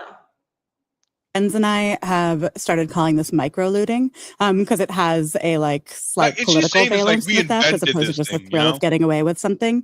Have you noticed this around you online? Have you noticed more people talking about stealing in this way? I mean, I have not seen people talking about micro looting or such, whatever action that this is. Is tell my friends a movement of people micro looting for? I don't think so, dude. Like, it's so fucking stupid. And if it is, like, it's just stupid. That, like I said, people just do it just because, like, No, or because they have. like, some people no, actually right, do like- it because they have to. Right. And it's like I hate the way she says it too. Like, I fucking hate it. It's like we are quoting this because we've seen it happen. Like, me and my friends are calling it micro looting because it's like a fun new hip thing to do. Like, if I'm starving, dude, I'm not going up to my fucking friend talking about like, yeah, dude, like, guess what I fucking did today? I went to Whole Foods and I fucking stole a whole fucking cake, like, because I was just fucking so hungry. Today. Like, nobody's like, shut the fuck up. Like, shut the fuck up. Like, it's so stupid. Yeah.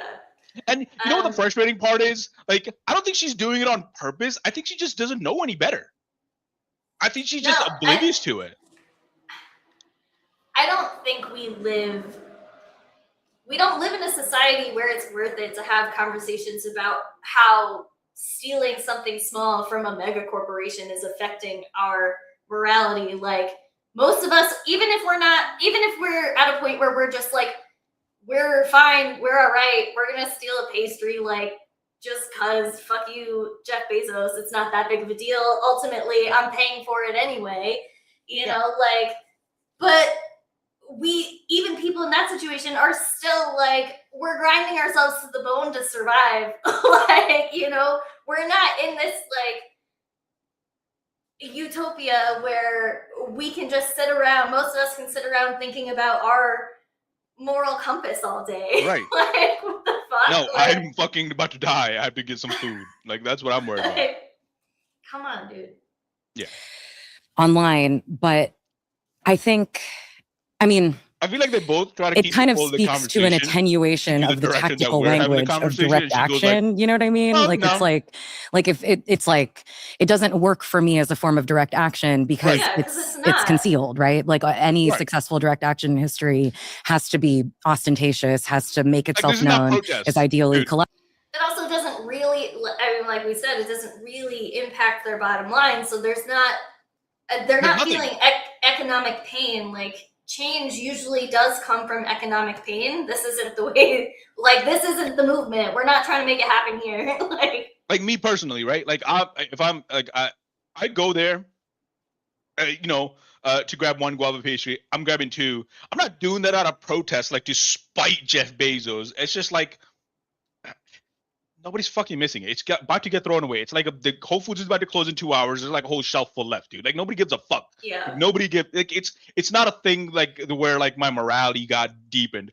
I think that whole thing should be free, and anybody walking around should just be able to fucking take it. Yeah. I think I'm most moral in that regard. I was gonna say, right? I think that's the more moral position. I mean, I think trying to hold sustenance hostage is an extremely immoral place to be. Exactly.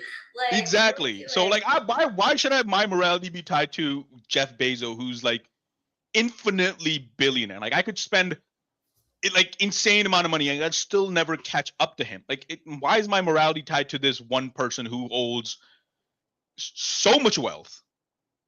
I promise if I'm ever Jeff Bezos, like, I mean, first of all, I wouldn't be, but I wouldn't care about this. Nobody can. He doesn't care. If somebody He came, like, doesn't. listen. If one of his assistants came up to him, sir, somebody sold 2 guava pastries, he'd be like, "Are you fucking stupid? Like, get the fuck out of my fucking face! Like, I lost money Why are from you looking hearing at that." this? What is the matter? What? All right, hold on. Yeah.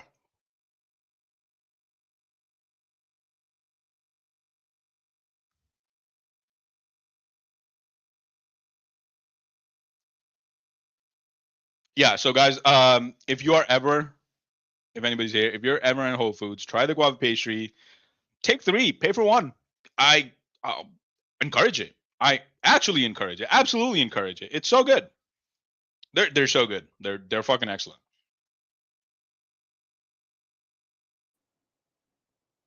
All right, lay down.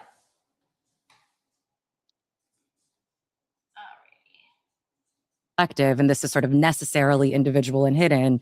But I'm like, oh, great. Let's think of ways to, like, let's take this energy and let's move it into some other thing. Like, I think it's great that the valence of property is kind of on the table as something to be toyed with in terms of direct action. I feel like we've forgotten there's a long and storied history of sabotage and sort of engagement with property destruction, even, which is abhorrent to people. I mean, you remember in 2020, the like Gucci, Chanel stuff in Soho when that was looted. Well, NYPD is investigating a robbery pattern targeting high-end clothing boutiques in Soho. Latest happening Tuesday at the Chanel on Spring Street. That looms so much larger in many sort of Bloomberg liberals' imaginations as profoundly more violent in some ways than the original action being protested, right? And I find that really interesting. Yeah, I mean, I was thinking about the Boston Tea Party as part of like that's a political destruction of property, and yet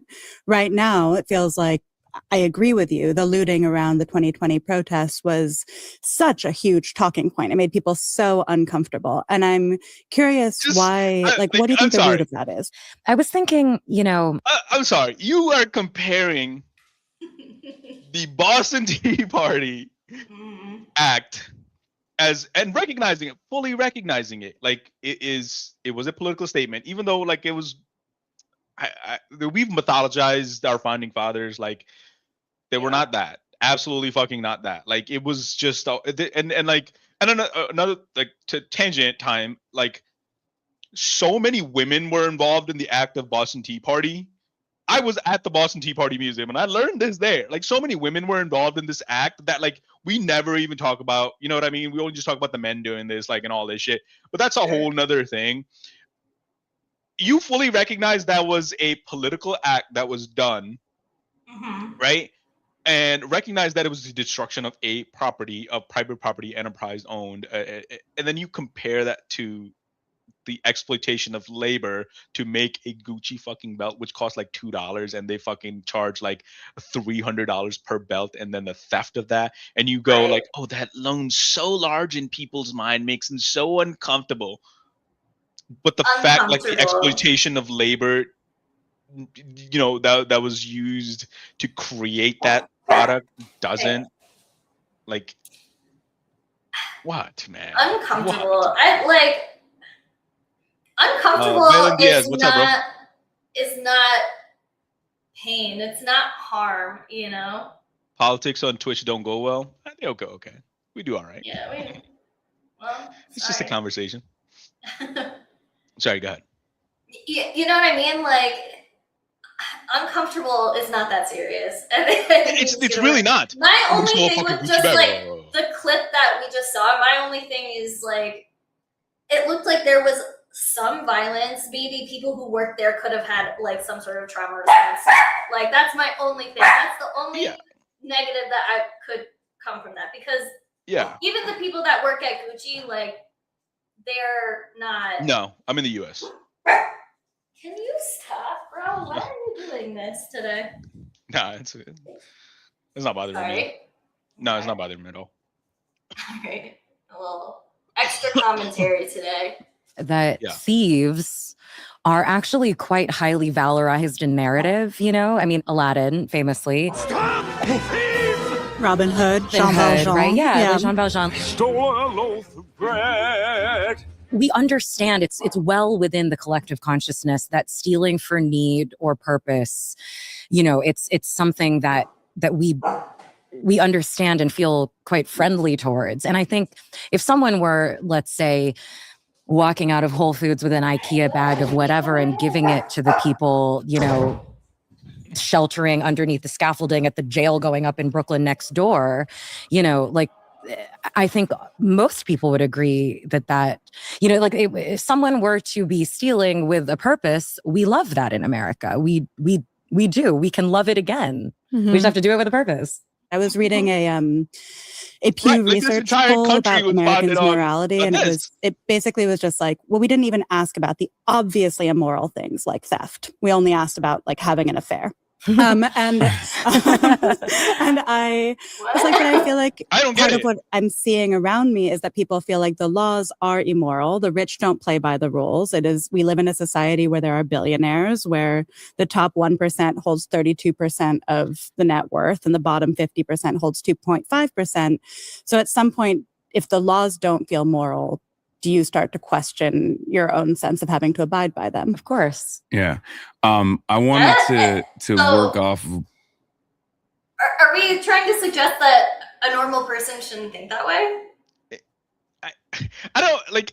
I hate questions like that, right? Like, but maybe not. Like, I think it's a decent question. To be honest with you, I think it's a decent question. But it's just like, I feel like you just load the question up so much, right? Like, oh, like. The bottom, the 1% owns 32%. Like, it should just be like I don't know how I feel about that question. Realistically, I don't know where to go with that question, right? Like, it's like, okay. I mean, it feels black and white to me. If a law is immoral, you shouldn't follow it. I don't even go like there. Like, it's more of like, I feel like the way she started off with the questions, like, I feel like stop right there. Like, that's enough. Like, that's immoral. Like, if there's a law that created that, right? That law shouldn't fucking exist. Mm-hmm. Like, it like, I feel like you add this whole like extra to it. Like, you know what I mean? Can you go back to see like what she says? I gotta hear this again. Cause like, that's my first thought that goes to is like, what if there's a law that fucking created that 32% of the wealth could be held by 1% of the fucking people? Like, whatever that system is, it's a fucked up system. You need to fucking change that. We've had incredibly immoral laws on the books throughout the history of this country. Slavery! Jim Crow! Yes, exactly. Like, so... Laws can be changed. Being a citizen of a nation with that kind of history, a society that's still impacted by that kind of history, it's insane to me that think, well, if something is the law, we should follow it. You know, like that's none of my business. It's the law. Like, no, sure. It's fucking immoral. You need to have a sense of, you have to have the ability to judge that for yourself. You can't just rely on like a book to tell you that, because right. Laws are just going to be as moral as the people making them. Exactly. Like, there needs to be this thing. Well, is this law actually helping people? Is this law moral? Like, or is it hindering people? Is it harming people? Yeah, that's like, again, that's very vague, because what if the law helps like 75% of the people and hinders 25% of the people, right? Like, sure, like but you could discuss that. Yeah, I know it's not black and white like that. And obviously, like, there's laws that I follow that I consider immoral because I don't want the effects that would happen to me. I pay my taxes because I don't want to go to jail, even though I don't want my tax money going to dropping bombs on people. Right. But, you know. Right. Yeah. But that system, again, is bigger than me. But and again, like, sure, like even before you even get there, like maybe you can even ask like the question to my premise is like, well, if it's hurting 25% of the people, the answer isn't to like fucking throw the law away or like ignore the law completely. Maybe you ask, why is it hurting 25% of the people? Like it seems to be helping 75% of the people. What is about this law that hurts 75% of the people? Like that's the to me like my ideal, the job of the governing body of any nation or of any society or of any culture should just be that, right? Like, hey, we're going to create a law that everybody has to follow, and it's going to make everybody's lives better. But okay, let's not even say 25%. Let's just even say 0.1%. Like there is this negligible amount of people that the law is making their lives worse. It shouldn't just be that we ignore them or that we scrap the fucking law. Like it's not black and white like that. Maybe we just sit there and go and talk to those people. Like, hey, it seems to be helping vast majority of people. What is it doing for you that it's not helping you? It's actually hindering you. And then you get Doge, then you find the answer. What's that? Like then you get Doge, right? Like everything that's not running perfectly, we just like right. You know, and then you actually talk to those people, and then you like.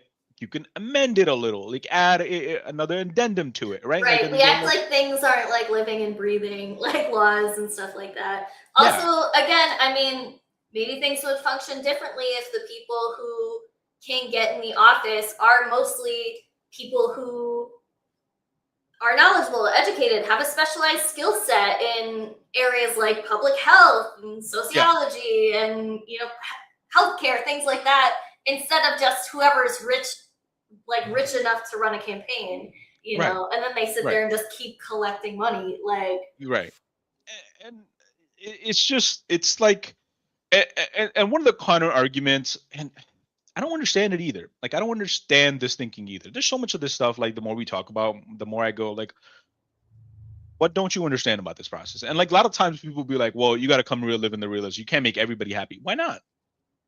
Like, why not? Why can't you do it? Well, that's just how the way it is. Well, why? Shouldn't you work towards exactly. Can we at least try to work towards making like some people happy other than like let's start there. Billionaires? Let's make this thing where majority of the people we got to work towards make their lives better. Let's start there. Yeah. Why is that like a thing that you? I feel like everybody understands this concept. Like we should be working towards the better. If majority of the people in your fucking country are going like, yeah, I don't think my life is better right now. And then again, could you go back to fucking Kamala Harris? You say like, oh, I'm not going to change anything. Then you're gonna lose. You're just going to lose this supposed thing. Like, and then that's the whole premise of this third way centrist, you know, Democrat like idea is like, well, we just got to remain in the middle, means like neutral. We got to keep it the way things they are, like this neoliberal fucking thinking. Like that doesn't fucking work. It's not where we are. Nobody in America wants that right now. Everybody wants the thing to be better. Like even a fucking absolute racist person, if you ask them what your perfect world is, they're probably like, good fucking living. Nobody wants to be the billionaire. Like, you know what I mean? Like only psychotic, evil billionaire people that they're like, I want to hold all the fucking wealth. That's like a mental illness to me at this point, right? Majority of the people are like, I want to just be able to like afford my living and live comfortably, be able to take care of my family. Like, I feel like that's like a normal thinking that normal people living average day-to-day life have, that want to contribute to a bigger system, right? Like that's a thinking that everybody has. And if you can't provide that for your people, and your only concern is I gotta make my fucking my donors richer, or then you're just ill. You're sick. Like you need help. Like, you just do. I don't know how else to fucking explain that to anybody. Like, and if you're a normal fucking person and you're looking at that and then you go, well, that's just how the way it is. We can't change that. I'm totally fine with this. You fucking need help too. Because your life is fucking miserable. Why are you sucking up this fucking dick of a millionaire? Like, dude, why? I mean, a lot of people really do just have a lack of imagination about the ability for anything to be any different. They just have this belief that just despite all of the money that this nation has, despite the amount that, you know, we're paying and that they can see, and now they are fully aware that goes to, you know, that goes overseas in the form of bombs or aid that's going to be turned into bombs. You know, like, and they still think that this has to be the way. Yeah, and this is the question that when I went to Andrew's event at the Palestinian Museum here, I asked him this question, or I asked the audience, because the audience the entire time kind of spent this time talking about, like, you know, we should fund this, we should fund that, but there was also like air of like, is it possible to fund this, right? And then towards the end, I was literally, because they were asking questions like, well, how would you deal with this education crisis, or how would you deal with this thing here, or how would you deal with that, how would you deal with mental health? Like, they were asking these questions, but there was all this like this air of like, well, how can we afford this? How would you change the funding that's there to afford this, right? And then at the end, I was like, we, with a stroke of a pen, the United States government, the United States executive branch, created the 4th largest military force in the world. Right. You understand? Like, just a stroke of a pen, and overnight it was created. And funded. And funded. Despite being their department being shut down. Exactly.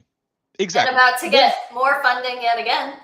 Right. You know, the stage was set for that, I think, this morning or last night. Right.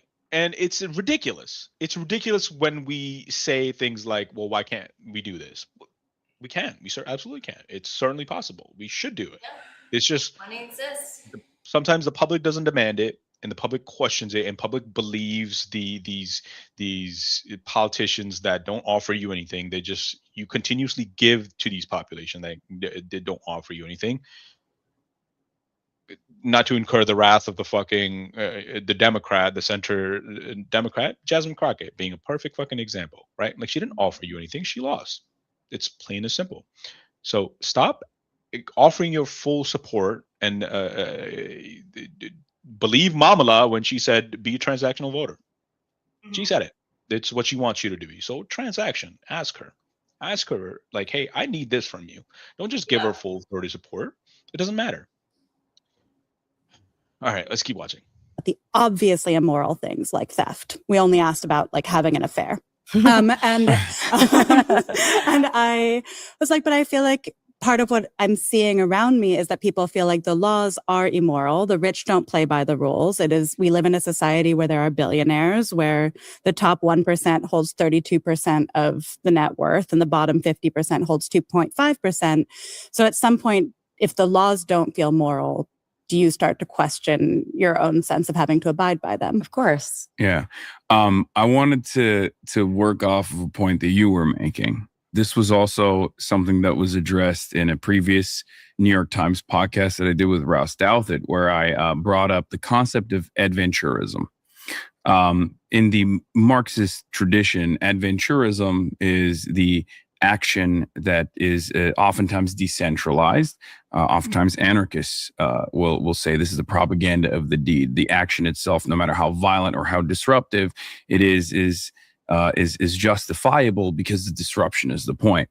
I believe in the power of organized labor and labor militancy and building these structures of power so that we can actually make more effective change, more longstanding change.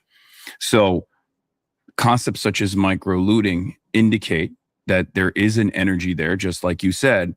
And yet many Americans, I think, are totally oblivious to this political language. They lack the political education. They lack the class consciousness to recognize their position in society, and lack the capacity, unfortunately, to engage in some kind of organized disruption that would be infinitely more effective.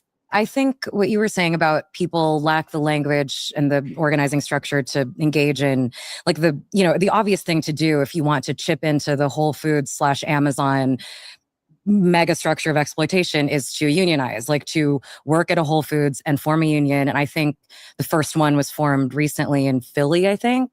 But, it's like micro-looting. It feels akin to like a posting about something. Like it's a kind of, as an atomized individual action, it's useless. It's much harder to get a job and accept $17.50 an hour, and then to organize your colleagues, a process that takes years and is often unsuccessful. I mean, that's really, the thing about actual collective direct action. It's so much harder, and it often doesn't profit you whatsoever, such as, me getting an extra $10 by grabbing my extra loaf of bread from Miss Nancy. I do think we are also lazy as humans. We're also selfish. We also, we've lost not only the language and the union density and the structure to engage in things like this, but we have also lost the sort of muscle that is built up to be able to engage in these sort of things. We've lost the rooms in which these things are planned, Mm-hmm. Yeah. And the confidence. I think we've lost this is interesting. The confidence within ourselves. I think this is very interesting what she's saying about this loss of this muscle of, to protest, I guess, to sum it all up, right? Like to fight back. I think it's uniquely to OECD nations, right? Like, I think this is very. I'll explain what I mean. Maybe I shouldn't word it that way, but I think the closer you get to the empire, the less you have that. Yeah. Right. Like the less you have that, which I think is obvious, because like if you're looking at India, India's doing ton of protesting, like the farmer protests. When there was these farmer protests happening, like I'm talking about millions of people. Yeah.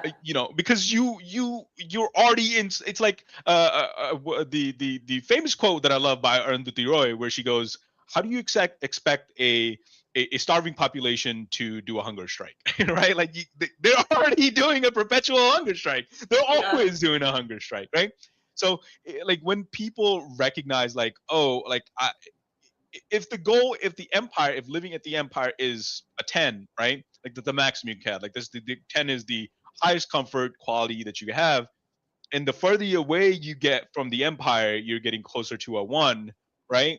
If let's say you're a farmer in India and your average day life is somewhere around like a 4, where you are struggling, but you're not struggling as somebody that's at a 3 or a 4, right? But then a government introduces something like a bill that's gonna push you to a 3 or a 4, or a 3 or a 2. You're gonna fucking wake the fuck up, like, oh shit, you know what? No. I'm already fucking struggling. This is gonna make it much worse. Like, I gotta wake up. I gotta go there, right? Everybody has some of that. I think the loss of muscle isn't like, I don't necessarily think that's correct. Even people at the empire have that. I think the structure that we live in, and as you get closer to the empire, you see more of that structure, right? Like there's structures created to prevent you from waking up and organizing, right? Like I think it's that. Like I think the further away you get from the empire, you're already living in struggle, but you are so far away from the empire, you don't get the benefits of it. And one of the benefits is like this organized militant force that's constantly on you, right? So India being the perfect example, it's a big fucking country. There's a ton of population. There's a police force, there's a massive police force, there's a massive military force, right? So, but the military doesn't like, and the police doesn't go from, it's not in your life every single day, right? Like it's not impacting your life every single day, where like the way in America is, right? Like there's usually police everywhere in a town doing speed checks and stuff like that. That doesn't happen in India. Yeah, I mean, I live Just an in example. a pretty rural area. I still see cops every day. And you see cops every day. There's this presence there every day, and that's just like an obvious presence. There's like these systematic presence that are there, like you know what I mean, to control the public, to separate the public. For example, like you need a permit to do a protest, right? In India, if you don't do a fucking protest, like you just go on the fucking street, gather people up, just go outside. There's no fucking requesting the shit, right? But the difference between this is like when the police does intervene or the military does intervene, it's harder. It's much harder. The impact is it's like your pain level, right? Like in America, your pain level is always around like a 30, 40. Like you're feeling the pain, but you're making it do. Like you can walk around, you're perfect. It's like me. It's like me right now. I'm America right now. Like I have this fucking nasty little cough, but I'm normal. Yeah. I can do anything I really want to, right? Like it's not impacting me. It's just a little cough I have, right? Sure. Like in India, a normal average day, I have this, I'm feeling okay. I have this nasty little fucking cough, but when there's unrest, it's immediate. Like I get, like I'm sick. I can't move out of bed. Like that's how fast it happens. Like the police get there and it's violence on you immediately, right? Like so there's no in between. Yeah. Right. So like people, I don't think they lose the muscle necessarily, or we've lost that muscle. I think we've just created a system and a structure where there's just enough push on you to keep you separated, right? Because like as silly as it fucking is, like remember Black Lives Matter? They did that whole black square, right? Yeah. Stupidest fucking thing. Didn't fucking do anything. But the idea was there. Like there needs to be this collective action that we need to fight back. It didn't turn into anything. It didn't do anything. It didn't. Don't really know how. And again, and this is the thing that's missing too from this, right? They allowed you to have that. If there was an action that really challenged the authority figure, then you will feel the military force on you. Then you will feel the policy, but the people that actually protested on BLM, I mean, they felt it. They died. Some of them. Right. Right. You go in the middle of the road, you shut down a highway, you will feel it immediately. Right. I also think it's the breakdown of community to the point where we don't really even have community inside our own nuclear families anymore. Yes. I mean, there's parents out there making their freshly 18-year-old seniors in high school go get an apartment, start paying them rent, kick them out, Yep. 100%. All that sort of stuff.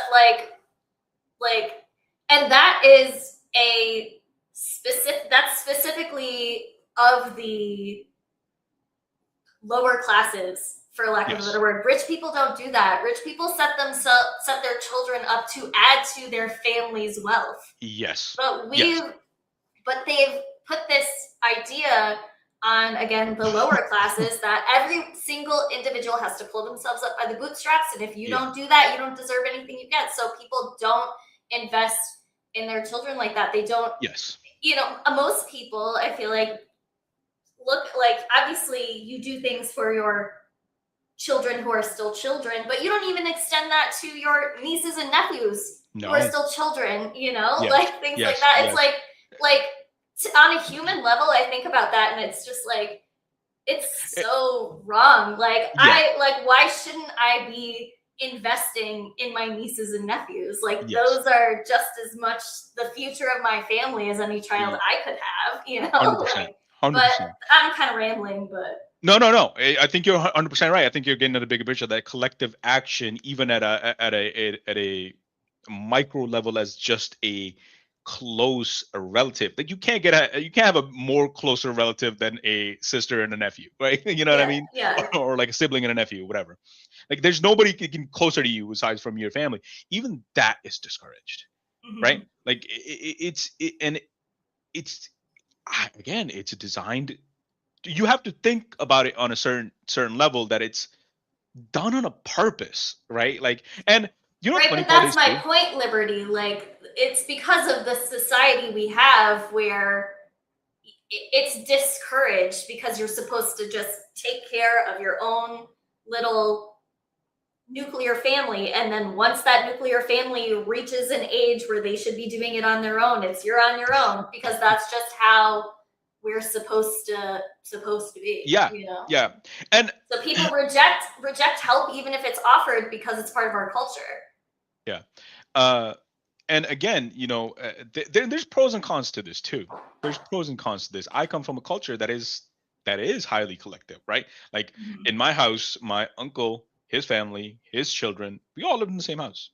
And then there's a lot of frictions that happened, as it did with my house. I used to think that becoming more individualistic, like for example, like having having children that turn 18, having them learn the independence and being able to pull up the bootstraps. I think I thought there was you know what, I still think that I should say I changed my mind. I still think there is merit to it, because there is this thing, right? Like, maybe I'm coming at it from a very optimistic point of view, because I think if every parent loves their child, I should say every parent, a majority of the parents love their child, right? Like, they want to see them do well.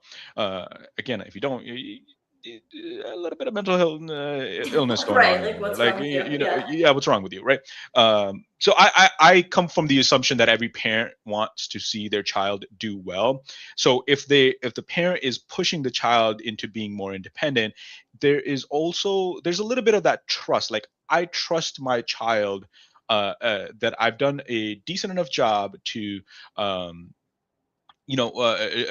decent enough job of raising them that they can pull themselves up from their bootstraps, right?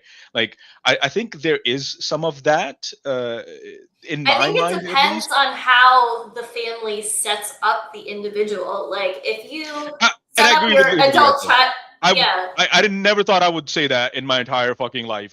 In the future, but I do agree with Liberty's that. on board. But yeah, I mean, basically, just to expand on what he said, it's if I set my child up, my child is 22 years old. I paid for their college. I taught them how to create a resume. Yep. I taught them the skills that they need, all these Yep. sort of things. And now I expect them to go out and work. And after they've been working for 6 months, I expect them to go get an apartment. I think that's fine. But Yeah. But if they struggle, I- I should be there to help. And that Right. should and to your point, that should also apply to your nieces and nephew, and it should be vice versa, right? Like, if you Absolutely. do something for your nieces, and then your sibling should do something for your child, and not that it's like it's mandatory that they should. Transactional like that. Yeah. I think it should just be a lot more accepted that should happen. It happens in other cultures a lot, like in Asian cultures. It's a big thing. It's very collective.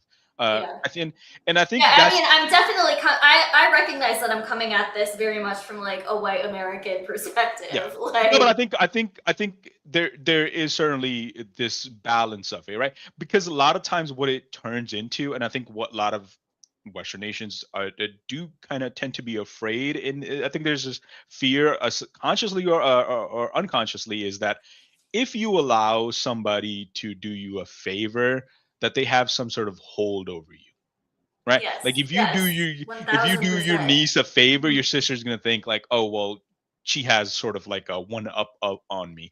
You might not even have that intention. Like, you might not even think that you have some sort of leg up on you. I struggle with disentangling myself from that a lot. Like, Yeah. not to get like personal or whatever, but like if my like in-laws or whatever do something for us, I'm just Yeah. like You're like, I'm like grateful, but have this like stressed out feeling at the same time. Now you gotta do something It's back. so weird. Yes, Yeah. it's just like yeah.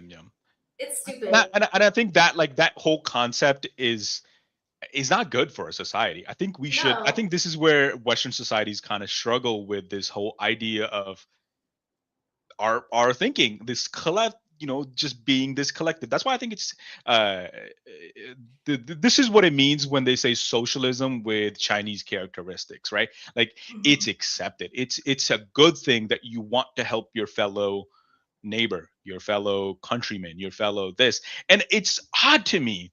You know why it's so odd to me? Because America, even after its founding, was so disjointed, because people call themselves New Yorkers, they call themselves Bostonians from Massachusetts. They identified as that, right? Like, a fresh new country being born, they were like, oh, I'm Virginian, oh, I'm Carolinian. Like, they identified themselves as that. You know what event led to this concept of I'm American, we are one United States? It was the War of 1812. Really?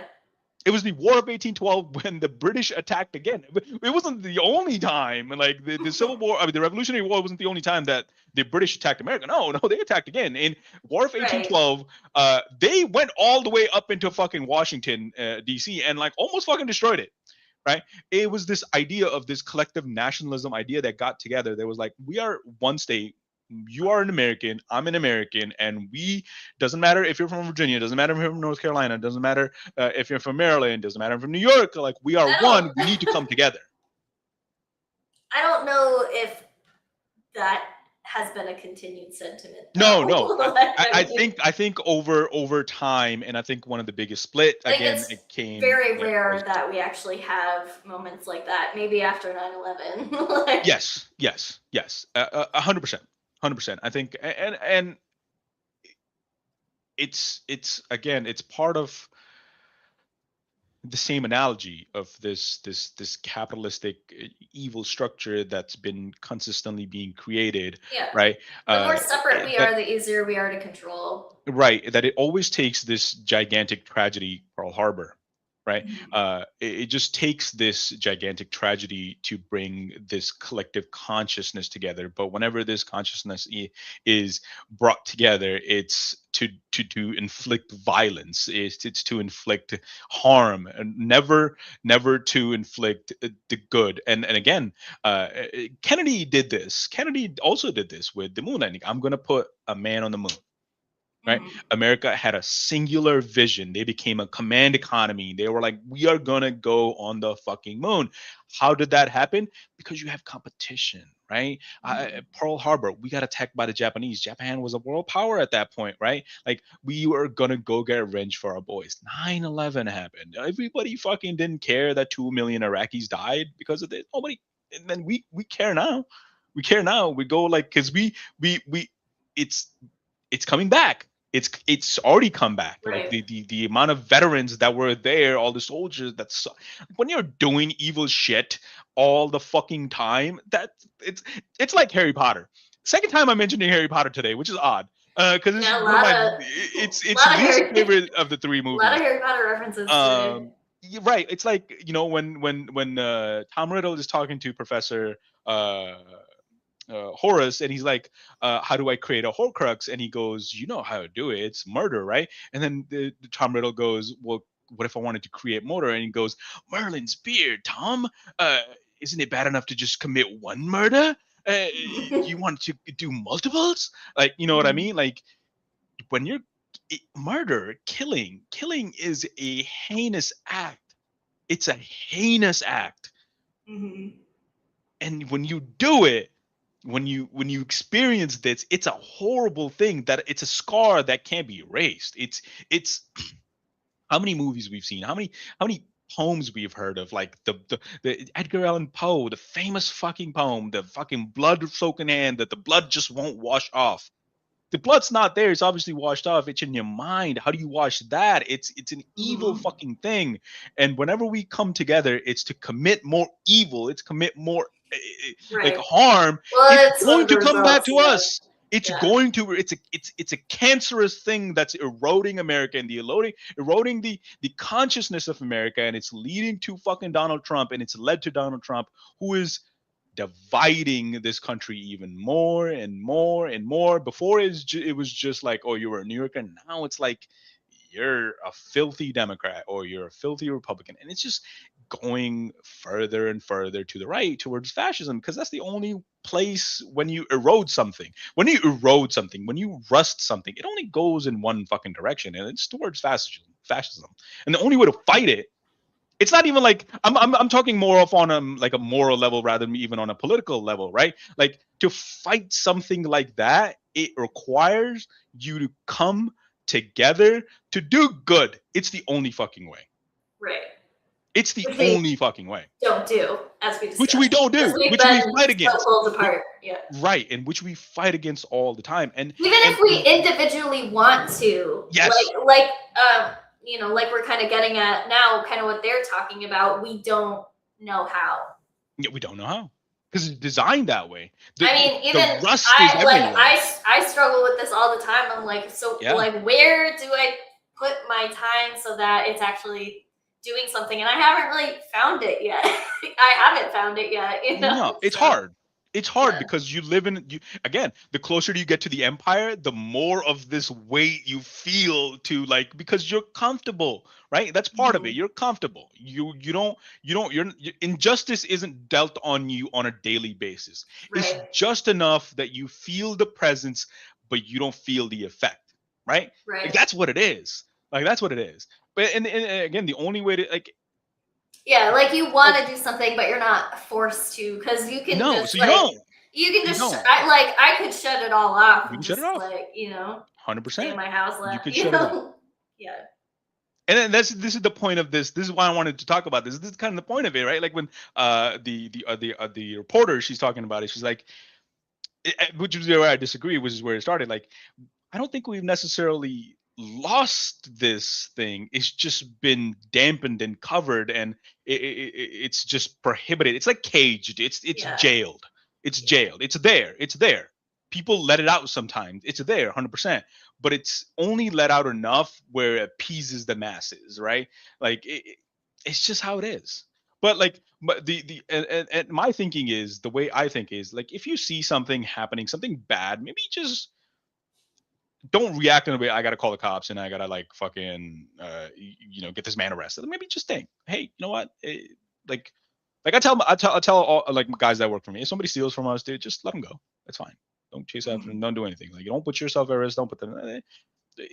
Whatever. It's fine. It's nothing. It's on the grand scheme of things. It's nothing. It's part of shrinkage. It's built into it. You're fine. You're fine. And if you're a third party bystander, don't engage in it. Don't do it. Don't. If you see somebody out there like somebody stealing food, don't do anything. You know, it's not like it's fine. It's a completely fine thing. Food should be fucking free. It's not a big fucking deal. Anyways, that was my rant on that.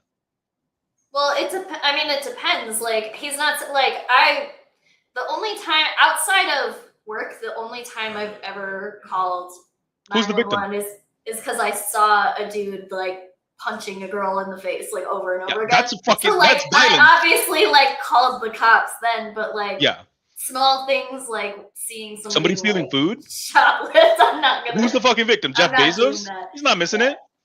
Stop and Shop CEO? He's not fucking missing it. It depends on the victim.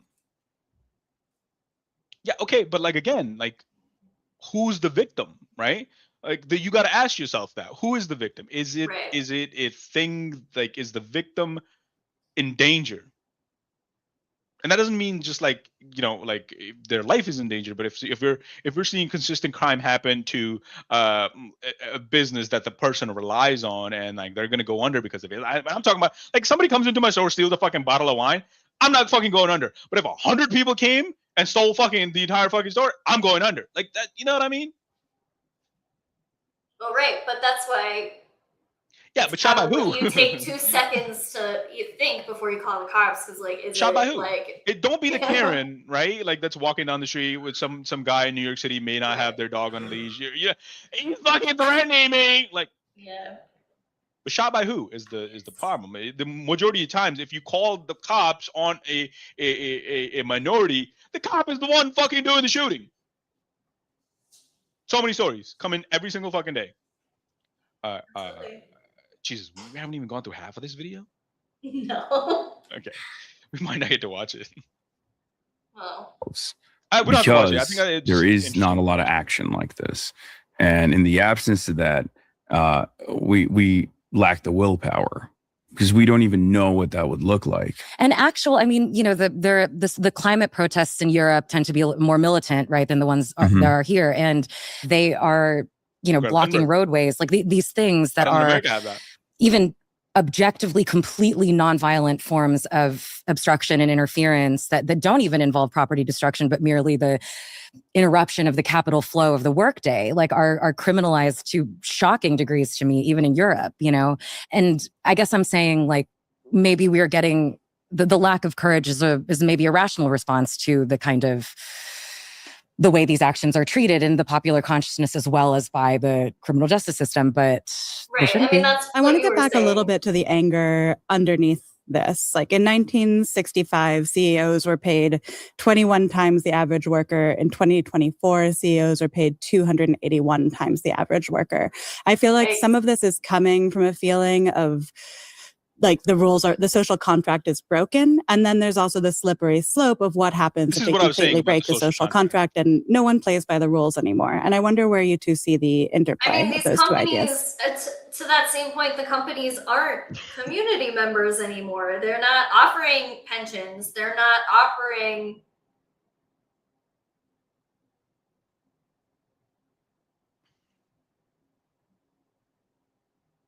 Okay. I don't think that's a true stat. We're not going in there. And I lost my train of thought, so we'll just keep going. The rules are already designed in a way where if you steal from the poor, you become rich. If you steal from the wealthy, you go to prison. So there's only one direction where you can do unlimited theft and erode the social contract for the 99%. There's an invisibility baked into the system that allows the wealthy to engage in this sort of behavior. Because I mean, it's a cliche at this point, but like wage theft is the most consequential amount of theft that takes place in the United States of America. A similar invisibility exists in structural violence as opposed to individual acts of violence as well. If it's a police officer engaging someone violently, the automatic assumption from the average person is, oh, that's probably a criminal. They probably deserved it. But if there's any circumstance where someone else is fighting back against police, like in a normal protest environment, for example, ultimately, most people assume that that is chaotic. There's a chaotic situation, and that it is born out of the escalations from the protesters themselves, even if, as regular citizens, we're infinitely closer to those exercising their First Amendment rights than those with the power stamping out people exercising their free speech rights. We never look at systemic forms of violence, and we don't look at systemic forms of theft in the same way that we do as individuals breaking that social contract. I think there is, in my ideal world, what we were talking about, the one kind of theft being inescapable and hegemonic and completely oppressive, and then people trying to get a little bit of it back through stealing from Whole Foods or whatever, right? It's in the ideal world. It is not one in which this continues and this increases to somehow even it out, right? The ideal world is one in which the theft from above is broken by regulatory means and or bottom up means like unionization, right?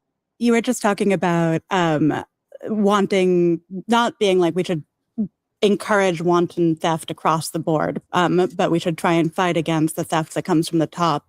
It feels difficult right now in a moment when to like hope for regulatory change, yes, when that would come from the government, let's say, and a lot of the billionaires like Bezos and Cook and Elon Musk are given a seat at the table in terms of the government itself, when billionaires themselves pay much lower tax rates than most Americans. My producer was just giving me this fact that she saw today. 88 corporations that made $105 billion in profits in 2025, including Tesla, Southwest, United, Live Nation, Disney. They made $105 billion in profits, and they collectively paid income taxes of $0. Right. I mean, it's a far more consequential withdrawal of resources and trust from the public sphere to do that, to talk about any individual thing that any person has ever done, right? Like, it's like, and I think, I mean, the 1%, the top 1% of Americans, 20% of their income is withdrawn from, is withheld from reporting every year, like as just a standing statistic. And that's not even a corporate structure. That's not even, I mean, that's just ordinary rich people, Okay. To go back, you were talking about sort of what you do see as effective political protest. And recently a employee fired Kimberly Clark Warehouse as a protest. Yeah. Is that an effective form of political protest, or is that purely violent? No, I found it, that you got to be tactical. I mean, I feel like Mike Davis wrote about this. It's like, it's not the action, it's the context in which it exists. And do I think that some sort of fire could hypothetically be framed within a collective action that is tactically useful? Yes. Does a disgruntled guy burning down the warehouse do it for me in terms of effective political action? Not at all. But I kind of struggle with that one because sometimes I feel like it also kind of depends on the fallout. And this is gonna sound bad, but originally, like, I didn't, not that I would say I agree, like that's not the right words now, but Luigi Mangione, like originally I was like, this is violence without context, it doesn't do anything, but now I'm like, it's gotten a lot of people talking about class consciousness. Like a lot of people who weren't really aware before are now. So it's like, maybe it was effective in some way as this political statement. I mean, I don't know if it was worth it. I don't know who quoted it. It could have been Lenin or Mao or somebody else. I don't exactly know. Is how the quote goes, like, if you make a peaceful protest impossible, violence becomes inevitable. It's somewhere along those lines, right? Like if you continue to suppress your First Amendment speeches or whatever, your rights, in a way, people have the Constitution, we famously say these rights come from God. Like that's the whole principle behind these things. Like, so how can somebody take them away? Then they really didn't come from God. But people want to be free. People want the freedom to do what they want to do. Of course, like, I again inherently believe people want to be part of a collective. We are social creatures. Humans are social creatures. They want to be around other people. It's hard being alone.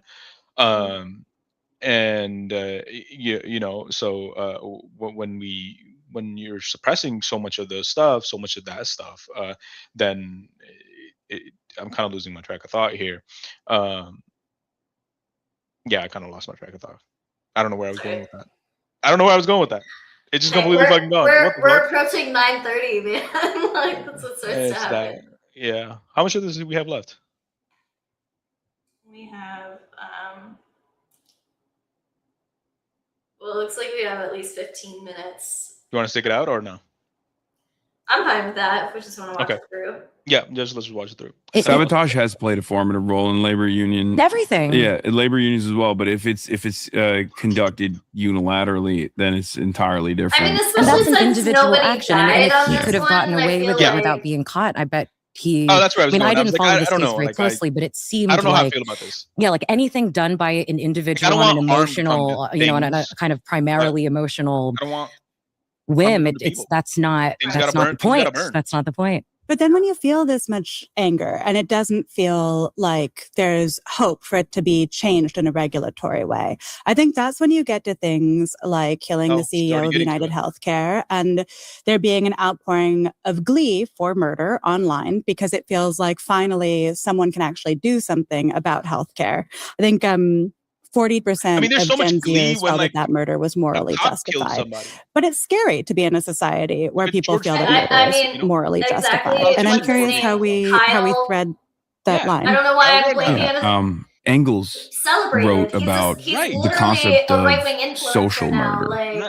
And there's so much Brian Thompson, the United Healthcare CEO, was engaging in a tremendous amount of social murder, the systematized forms of violence, the structural violence of poverty, the for-profit paywall system of healthcare in this country, and the consequences of that are tremendous amounts of pain, tremendous amounts of violence, tremendous amounts of deaths. And that was a fascinating story for me because Americans are very draconian about crime and punishment. They're very black and white on this issue. And yet, because of the pervasive pain that the private healthcare system had created for the average American, I saw so many people immediately understand why this death had taken place. 100%. Even before they knew who the shooter was or what the motive was, we had universalized this pain, so much so that virtually every American has a similar experience, a shared experience where they have a loved one that spent their last days, instead of spending them with their family, spending it on the phone, talking to their healthcare provider, to maybe get a little bit of economic respite so they don't carry on medical debt for their next generation, for their next of kin. That's a harrowing process for a lot of people. And for them, that is murder. For them, that is torture. And that is the reason why I think the reaction to Luigi Mangione, especially by younger generations, was not so negative. I think also it's worth saying, you know, it's not so much, there are not that many healthcare CEOs, there are not that many industries that are as universally understood as merchants of social murder, as of structural violence upon people. And it was as if the language appeared lit up within people that had never articulated it out loud. Like there are so few industries, maybe that is singularly the one that touches everyone, that harms nearly everyone. Like even when Charlie Kirk was murdered, that like I kept seeing reactions online, like leftists are celebrating, and I was like, all my friends were just like, "Yikes, this is going to get so bad," you know.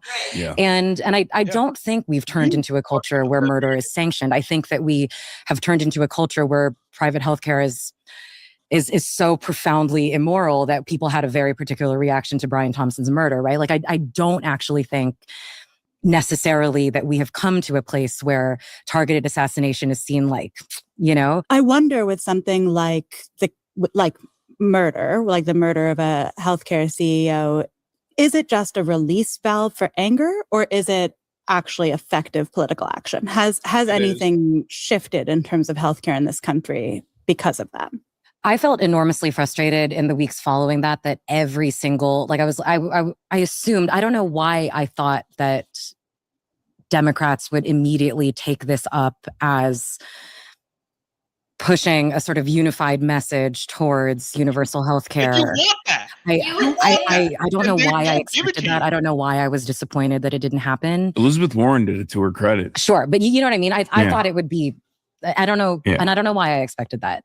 But I do not think that it was effective political action. I do think it was an effective act of political consciousness raising, but I don't think that's action at all. I do think it was served up for someone to just spike that ball over the other side, and that did not happen at all. But I think, and I find that kind of one of the most egregious missed opportunities. Yeah.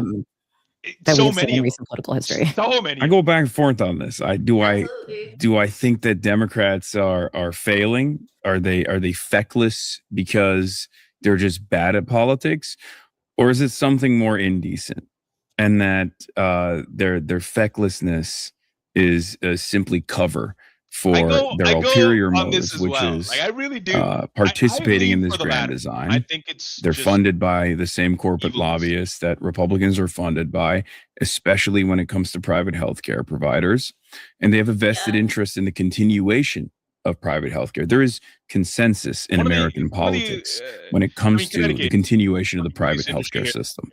That the system must be private. This also touches on something that I wanted to address that you said. You were saying that like Americans are not used to murder, right? Like Americans are not on board with murder.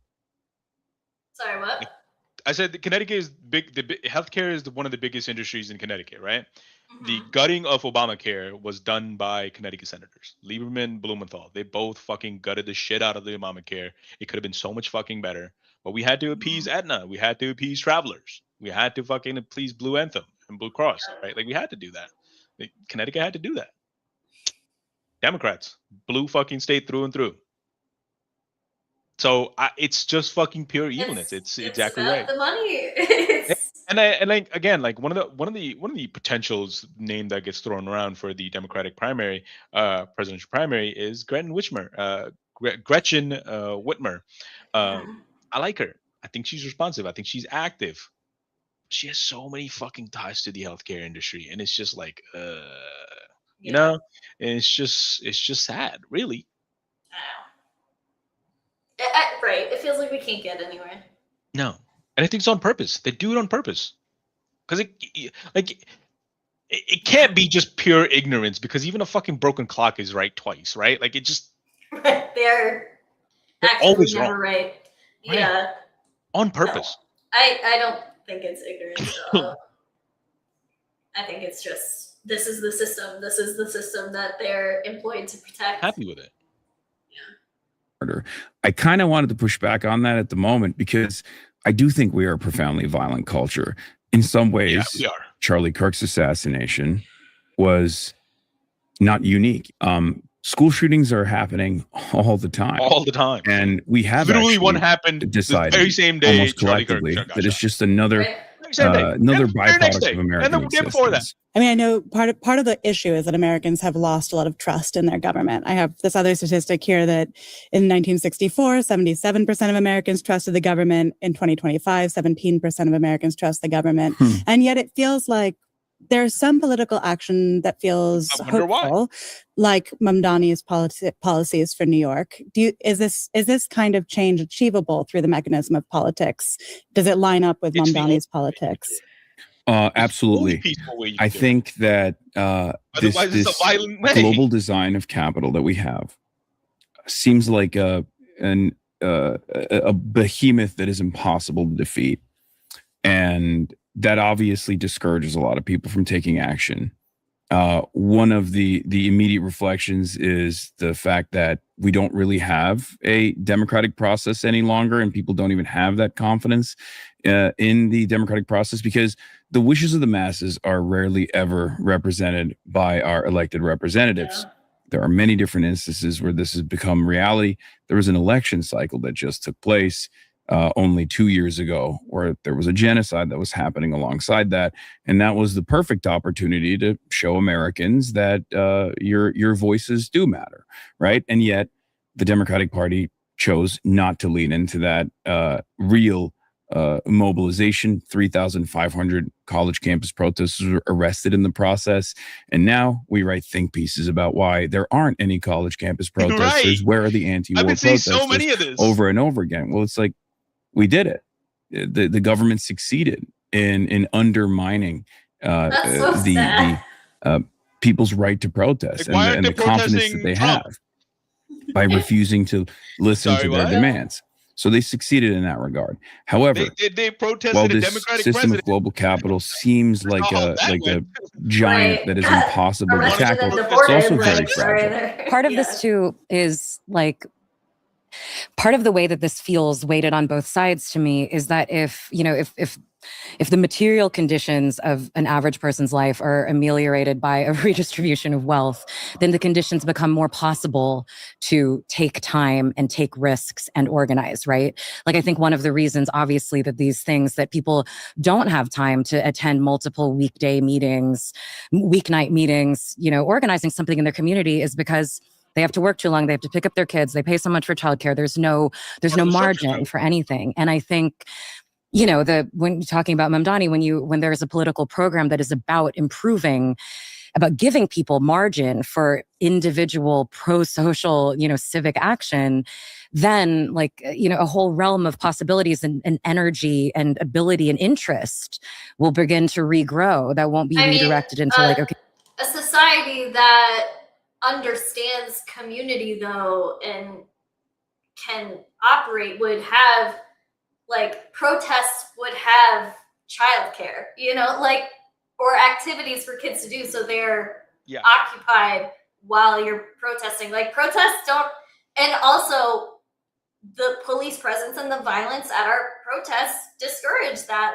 Even if there is childcare available, you risk your kid getting pepper sprayed, and most people don't want to do that. So I don't know. It's hard. No, you're 100% right, but you're going even above the American threshold for need for violence. You're crossing that. Just as simple as voting. If democracy truly worked in America, voting would be a holiday and everybody should be able to vote no matter what. No matter what. Bottom And line. then that's the bare minimum for a democracy to be able to vote. People can't vote because they got to go to fucking work. They can't make the time out to go to fucking vote, right? Like it's the bare minimum that a democracy should have. We don't have that. So you try to call yourself a democracy, it's kind of tough to see it, right? And then on top of that, Trump wants to put ICE agents on polling booths. You talk about literal fucking obstruction, the physical presence of obstruction at a voting booth, the pillar, you're making a list of what a democracy fucking should be. Voting is like number one, and you want to obstruct that. You can't call yourself a democracy. Right. I mean, because these people don't care about your actual status. They're just going to judge you based off of what you look like, and they're going to, at very least, question you, worse, take you and, abduct you, basically. Yeah. For days, potentially. Right, like for absolutely no fucking reason. Right. And you can be a full-blown citizen, and they still do that to you. That's a thought that I have. That is a thought I have. Like if I go to vote and there's a fucking ICE officer there, I'm gonna tell him to fuck off. But like, I don't have power in that situation. What am I supposed to carry around my fucking citizenship test? Like citizen certificate? Like I don't have power in that situation. Even if I have the citizenship, you think they're gonna give me fucking time to take that out and show it to them? They're gonna believe that? Exactly. They're not. They don't care. I mean, You could tape your passport to your chest, and they're not gonna care. Did you hear about this story, by the way? The ICE agents arrested a active duty fucking Marine that was set to be deployed to go to fucking Iran. Arrested him where? Outside of the fucking base. Literally walking distance to the base. Why are you on the base? Like, what? I don't understand. It's insane. That. It's insane. Like they arrested a fucking active duty Marine. Well, I mean, could you? I saw they arrested. I don't know. I saw they arrested the only Hindi translator in the entire state of Texas. Yes. So, yes. Texas. She's Punjabi, by the way. Whatever. She's from the state I am. She's Punjabi. She fled a fucking genocide. It's great. Nice. It's great. We love it here. Like, well, she's employed by the state of Texas. I think the state of Texas, if anything, probably has some sort of check if you're a citizen or not. Like, come on. Unbelievable. It's unbelievable. If you called it a paramilitary force that is actively going against the principles of democracy, principles of what it means to be an American, I don't know what else you could do. And they're only answerable to one fucking dickhead. A fucking orange dickhead. An orange dickhead, indeed. Okay, here's my 7 minutes of downtime. Yeah. I'm going to use it scrolling or whatever, not that I would know anything about that myself. Not that any of us have used our 7 minutes of downtime to scroll. And the thing with Zoran is that he does instill confidence in governance all of a sudden, because people for the first time ever see someone actually making that positive change. And it brings more confidence and it creates an environment where people can demand more Zorans. That's why I always say I want to let 1,000 Zorans bloom all around the country. Million. There's a million every position. There are people like Zoran out there. And they're just waiting to be elected and waiting to come into a position of power and show the rest of the country that no, you can actually do things. You can do good governance. Yeah. I love that. So a lot of what we've been talking about is I don't know. what little power we have and trying to make it bigger, trying to take back some of the power for ourselves. And so I just wanted to end by asking you, what's one thing that you think should be okay, but currently isn't okay? I mean, IP theft, stealing movies, things like that. Okay. One thing that should be legal that isn't. It's interesting because I have to regularly explain this stuff to a small child, and have so thoroughly explained to her that some things are against the rules, but they're okay. and depending on who you are. And some things are not against the rules, but they're not okay. Yeah. Like there's so many perfectly legal things I do regularly that I find mildly immoral, right? Like getting iced coffee in a plastic cup. Like I find that to be a profoundly selfish, immoral, collectively destructive action.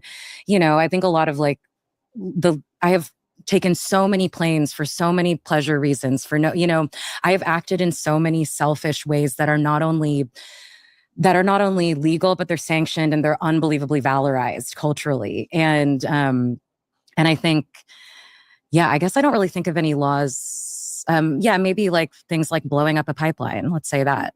I really relate what you're saying. I like that answer. Yeah, like it is so hard to live ethically in an unethical society. And also there are so many moral compromises I make every day. I do so many immoral things. I am constantly acting in ways that don't align with my belief system and constantly having to justify that from ordering in food when it's raining out. Like there are just like so many moments when I'm like, my comfort. I remember a couple of years ago, I went on a beach trip with a couple of like my old coworkers. And this was when we were doing like at home mental health for like the youth, like that's for kids. Basically, that's what I was doing. But obviously, you know, these are kids on Medicaid. Their families are like, it's not just the mental health services. It's their families are experiencing homelessness, hunger, all that sort of stuff. And we're just sitting on the beach or whatever. And I'm just like, do you guys ever feel guilty like coming on trips like this? And we go back and like do that. And they're like, they both were just like, hell no, shut up. Can you like, please okay, I'm just terrible. I'm sorry. No. But yeah.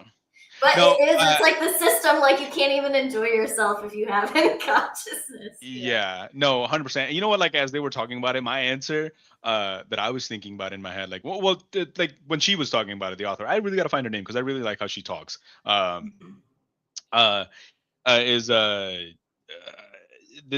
immoral thing that I do is, or the area that I try to be moral. I will never go to Starbucks in America. But when I was in Spain at the airport, I did go to one, and I didn't feel as guilty because I know they have health insurance from the company and they're paid a lot better. You know what I mean? Like I felt better about doing that because I know like there's so many like stricter regulations on corporations here that they're not back home, that they're fucking exploited like crazy, and then they're unionized over here, right? Like, you know what I mean? Yeah. Did you hear about that? Like, by the way? The money still goes to like. Yeah, it sucks. Of course, it sucks. It sucks that part. But like, I know that like at least most of my money is gonna go to these workers because they're paid so well. You know what I mean? Like their health insurance comes from me, right? Starbucks shut down the only unionized Starbucks in the country. Did they? Nice. Guess where it was? Oh no, I'm sorry, not Starbucks. Apple. Oh, I was thinking of Apple. Never mind. Apple shut down the only unionized one.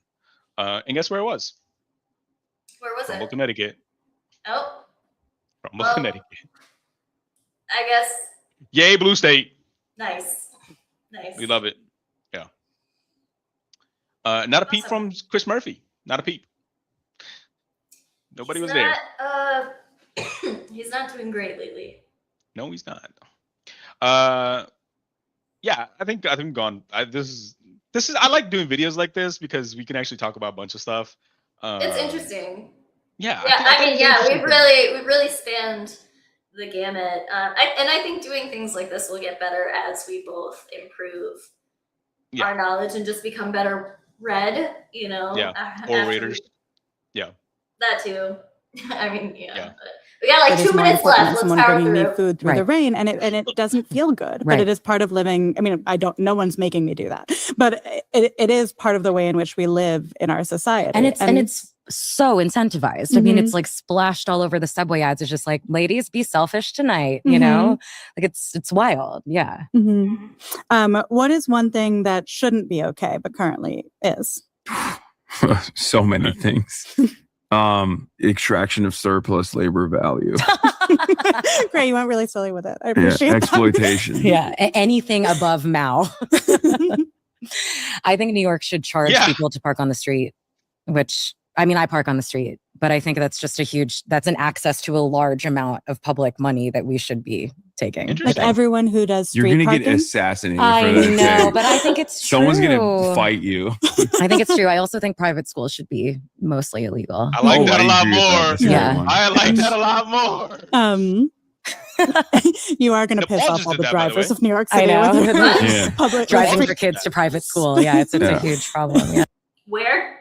Nepal. Nepal. Yeah, they made private schools Good. illegal. Good. Technically illegal, but yeah. I mean, in this state in particular, all private schools are doing is siphoning away public dollars from public schools. So Yeah. I'm on board for it. And Oh, yeah. I think most of them, even in states where they're better regulated, are just like kind of bullshit. Like, Yeah. Okay, so because we have talked about so many different things, let's give like sort of a smash or pass, yes or no style summary. Steal from Whole Foods, Sure. Sure. burn down your employer's warehouse. No. My lawyers are telling me to answer in the negative. Murder the CEO of a healthcare company. Also, no. No. Yeah, what the fuck? Like, Oh, we have a yes what? on steal from you Whole expect Foods. anybody to say? Micro looting. And But the real yes is That's not a is fucking funny. get a thing. job there, spend 3 years being a salt and organize the union. which I think is a true better answer than justify your wheel of brie for yourself. But that's fine too. Gia, Hassan, thank you so much for being here. This has been such an interesting conversation. It's been a real pleasure to talk with I you both. fucking hated like Thank you for the having me. line, the way it was questioned. But again, it's fucking New York Times. Like, what do I expect? You know? right. All right.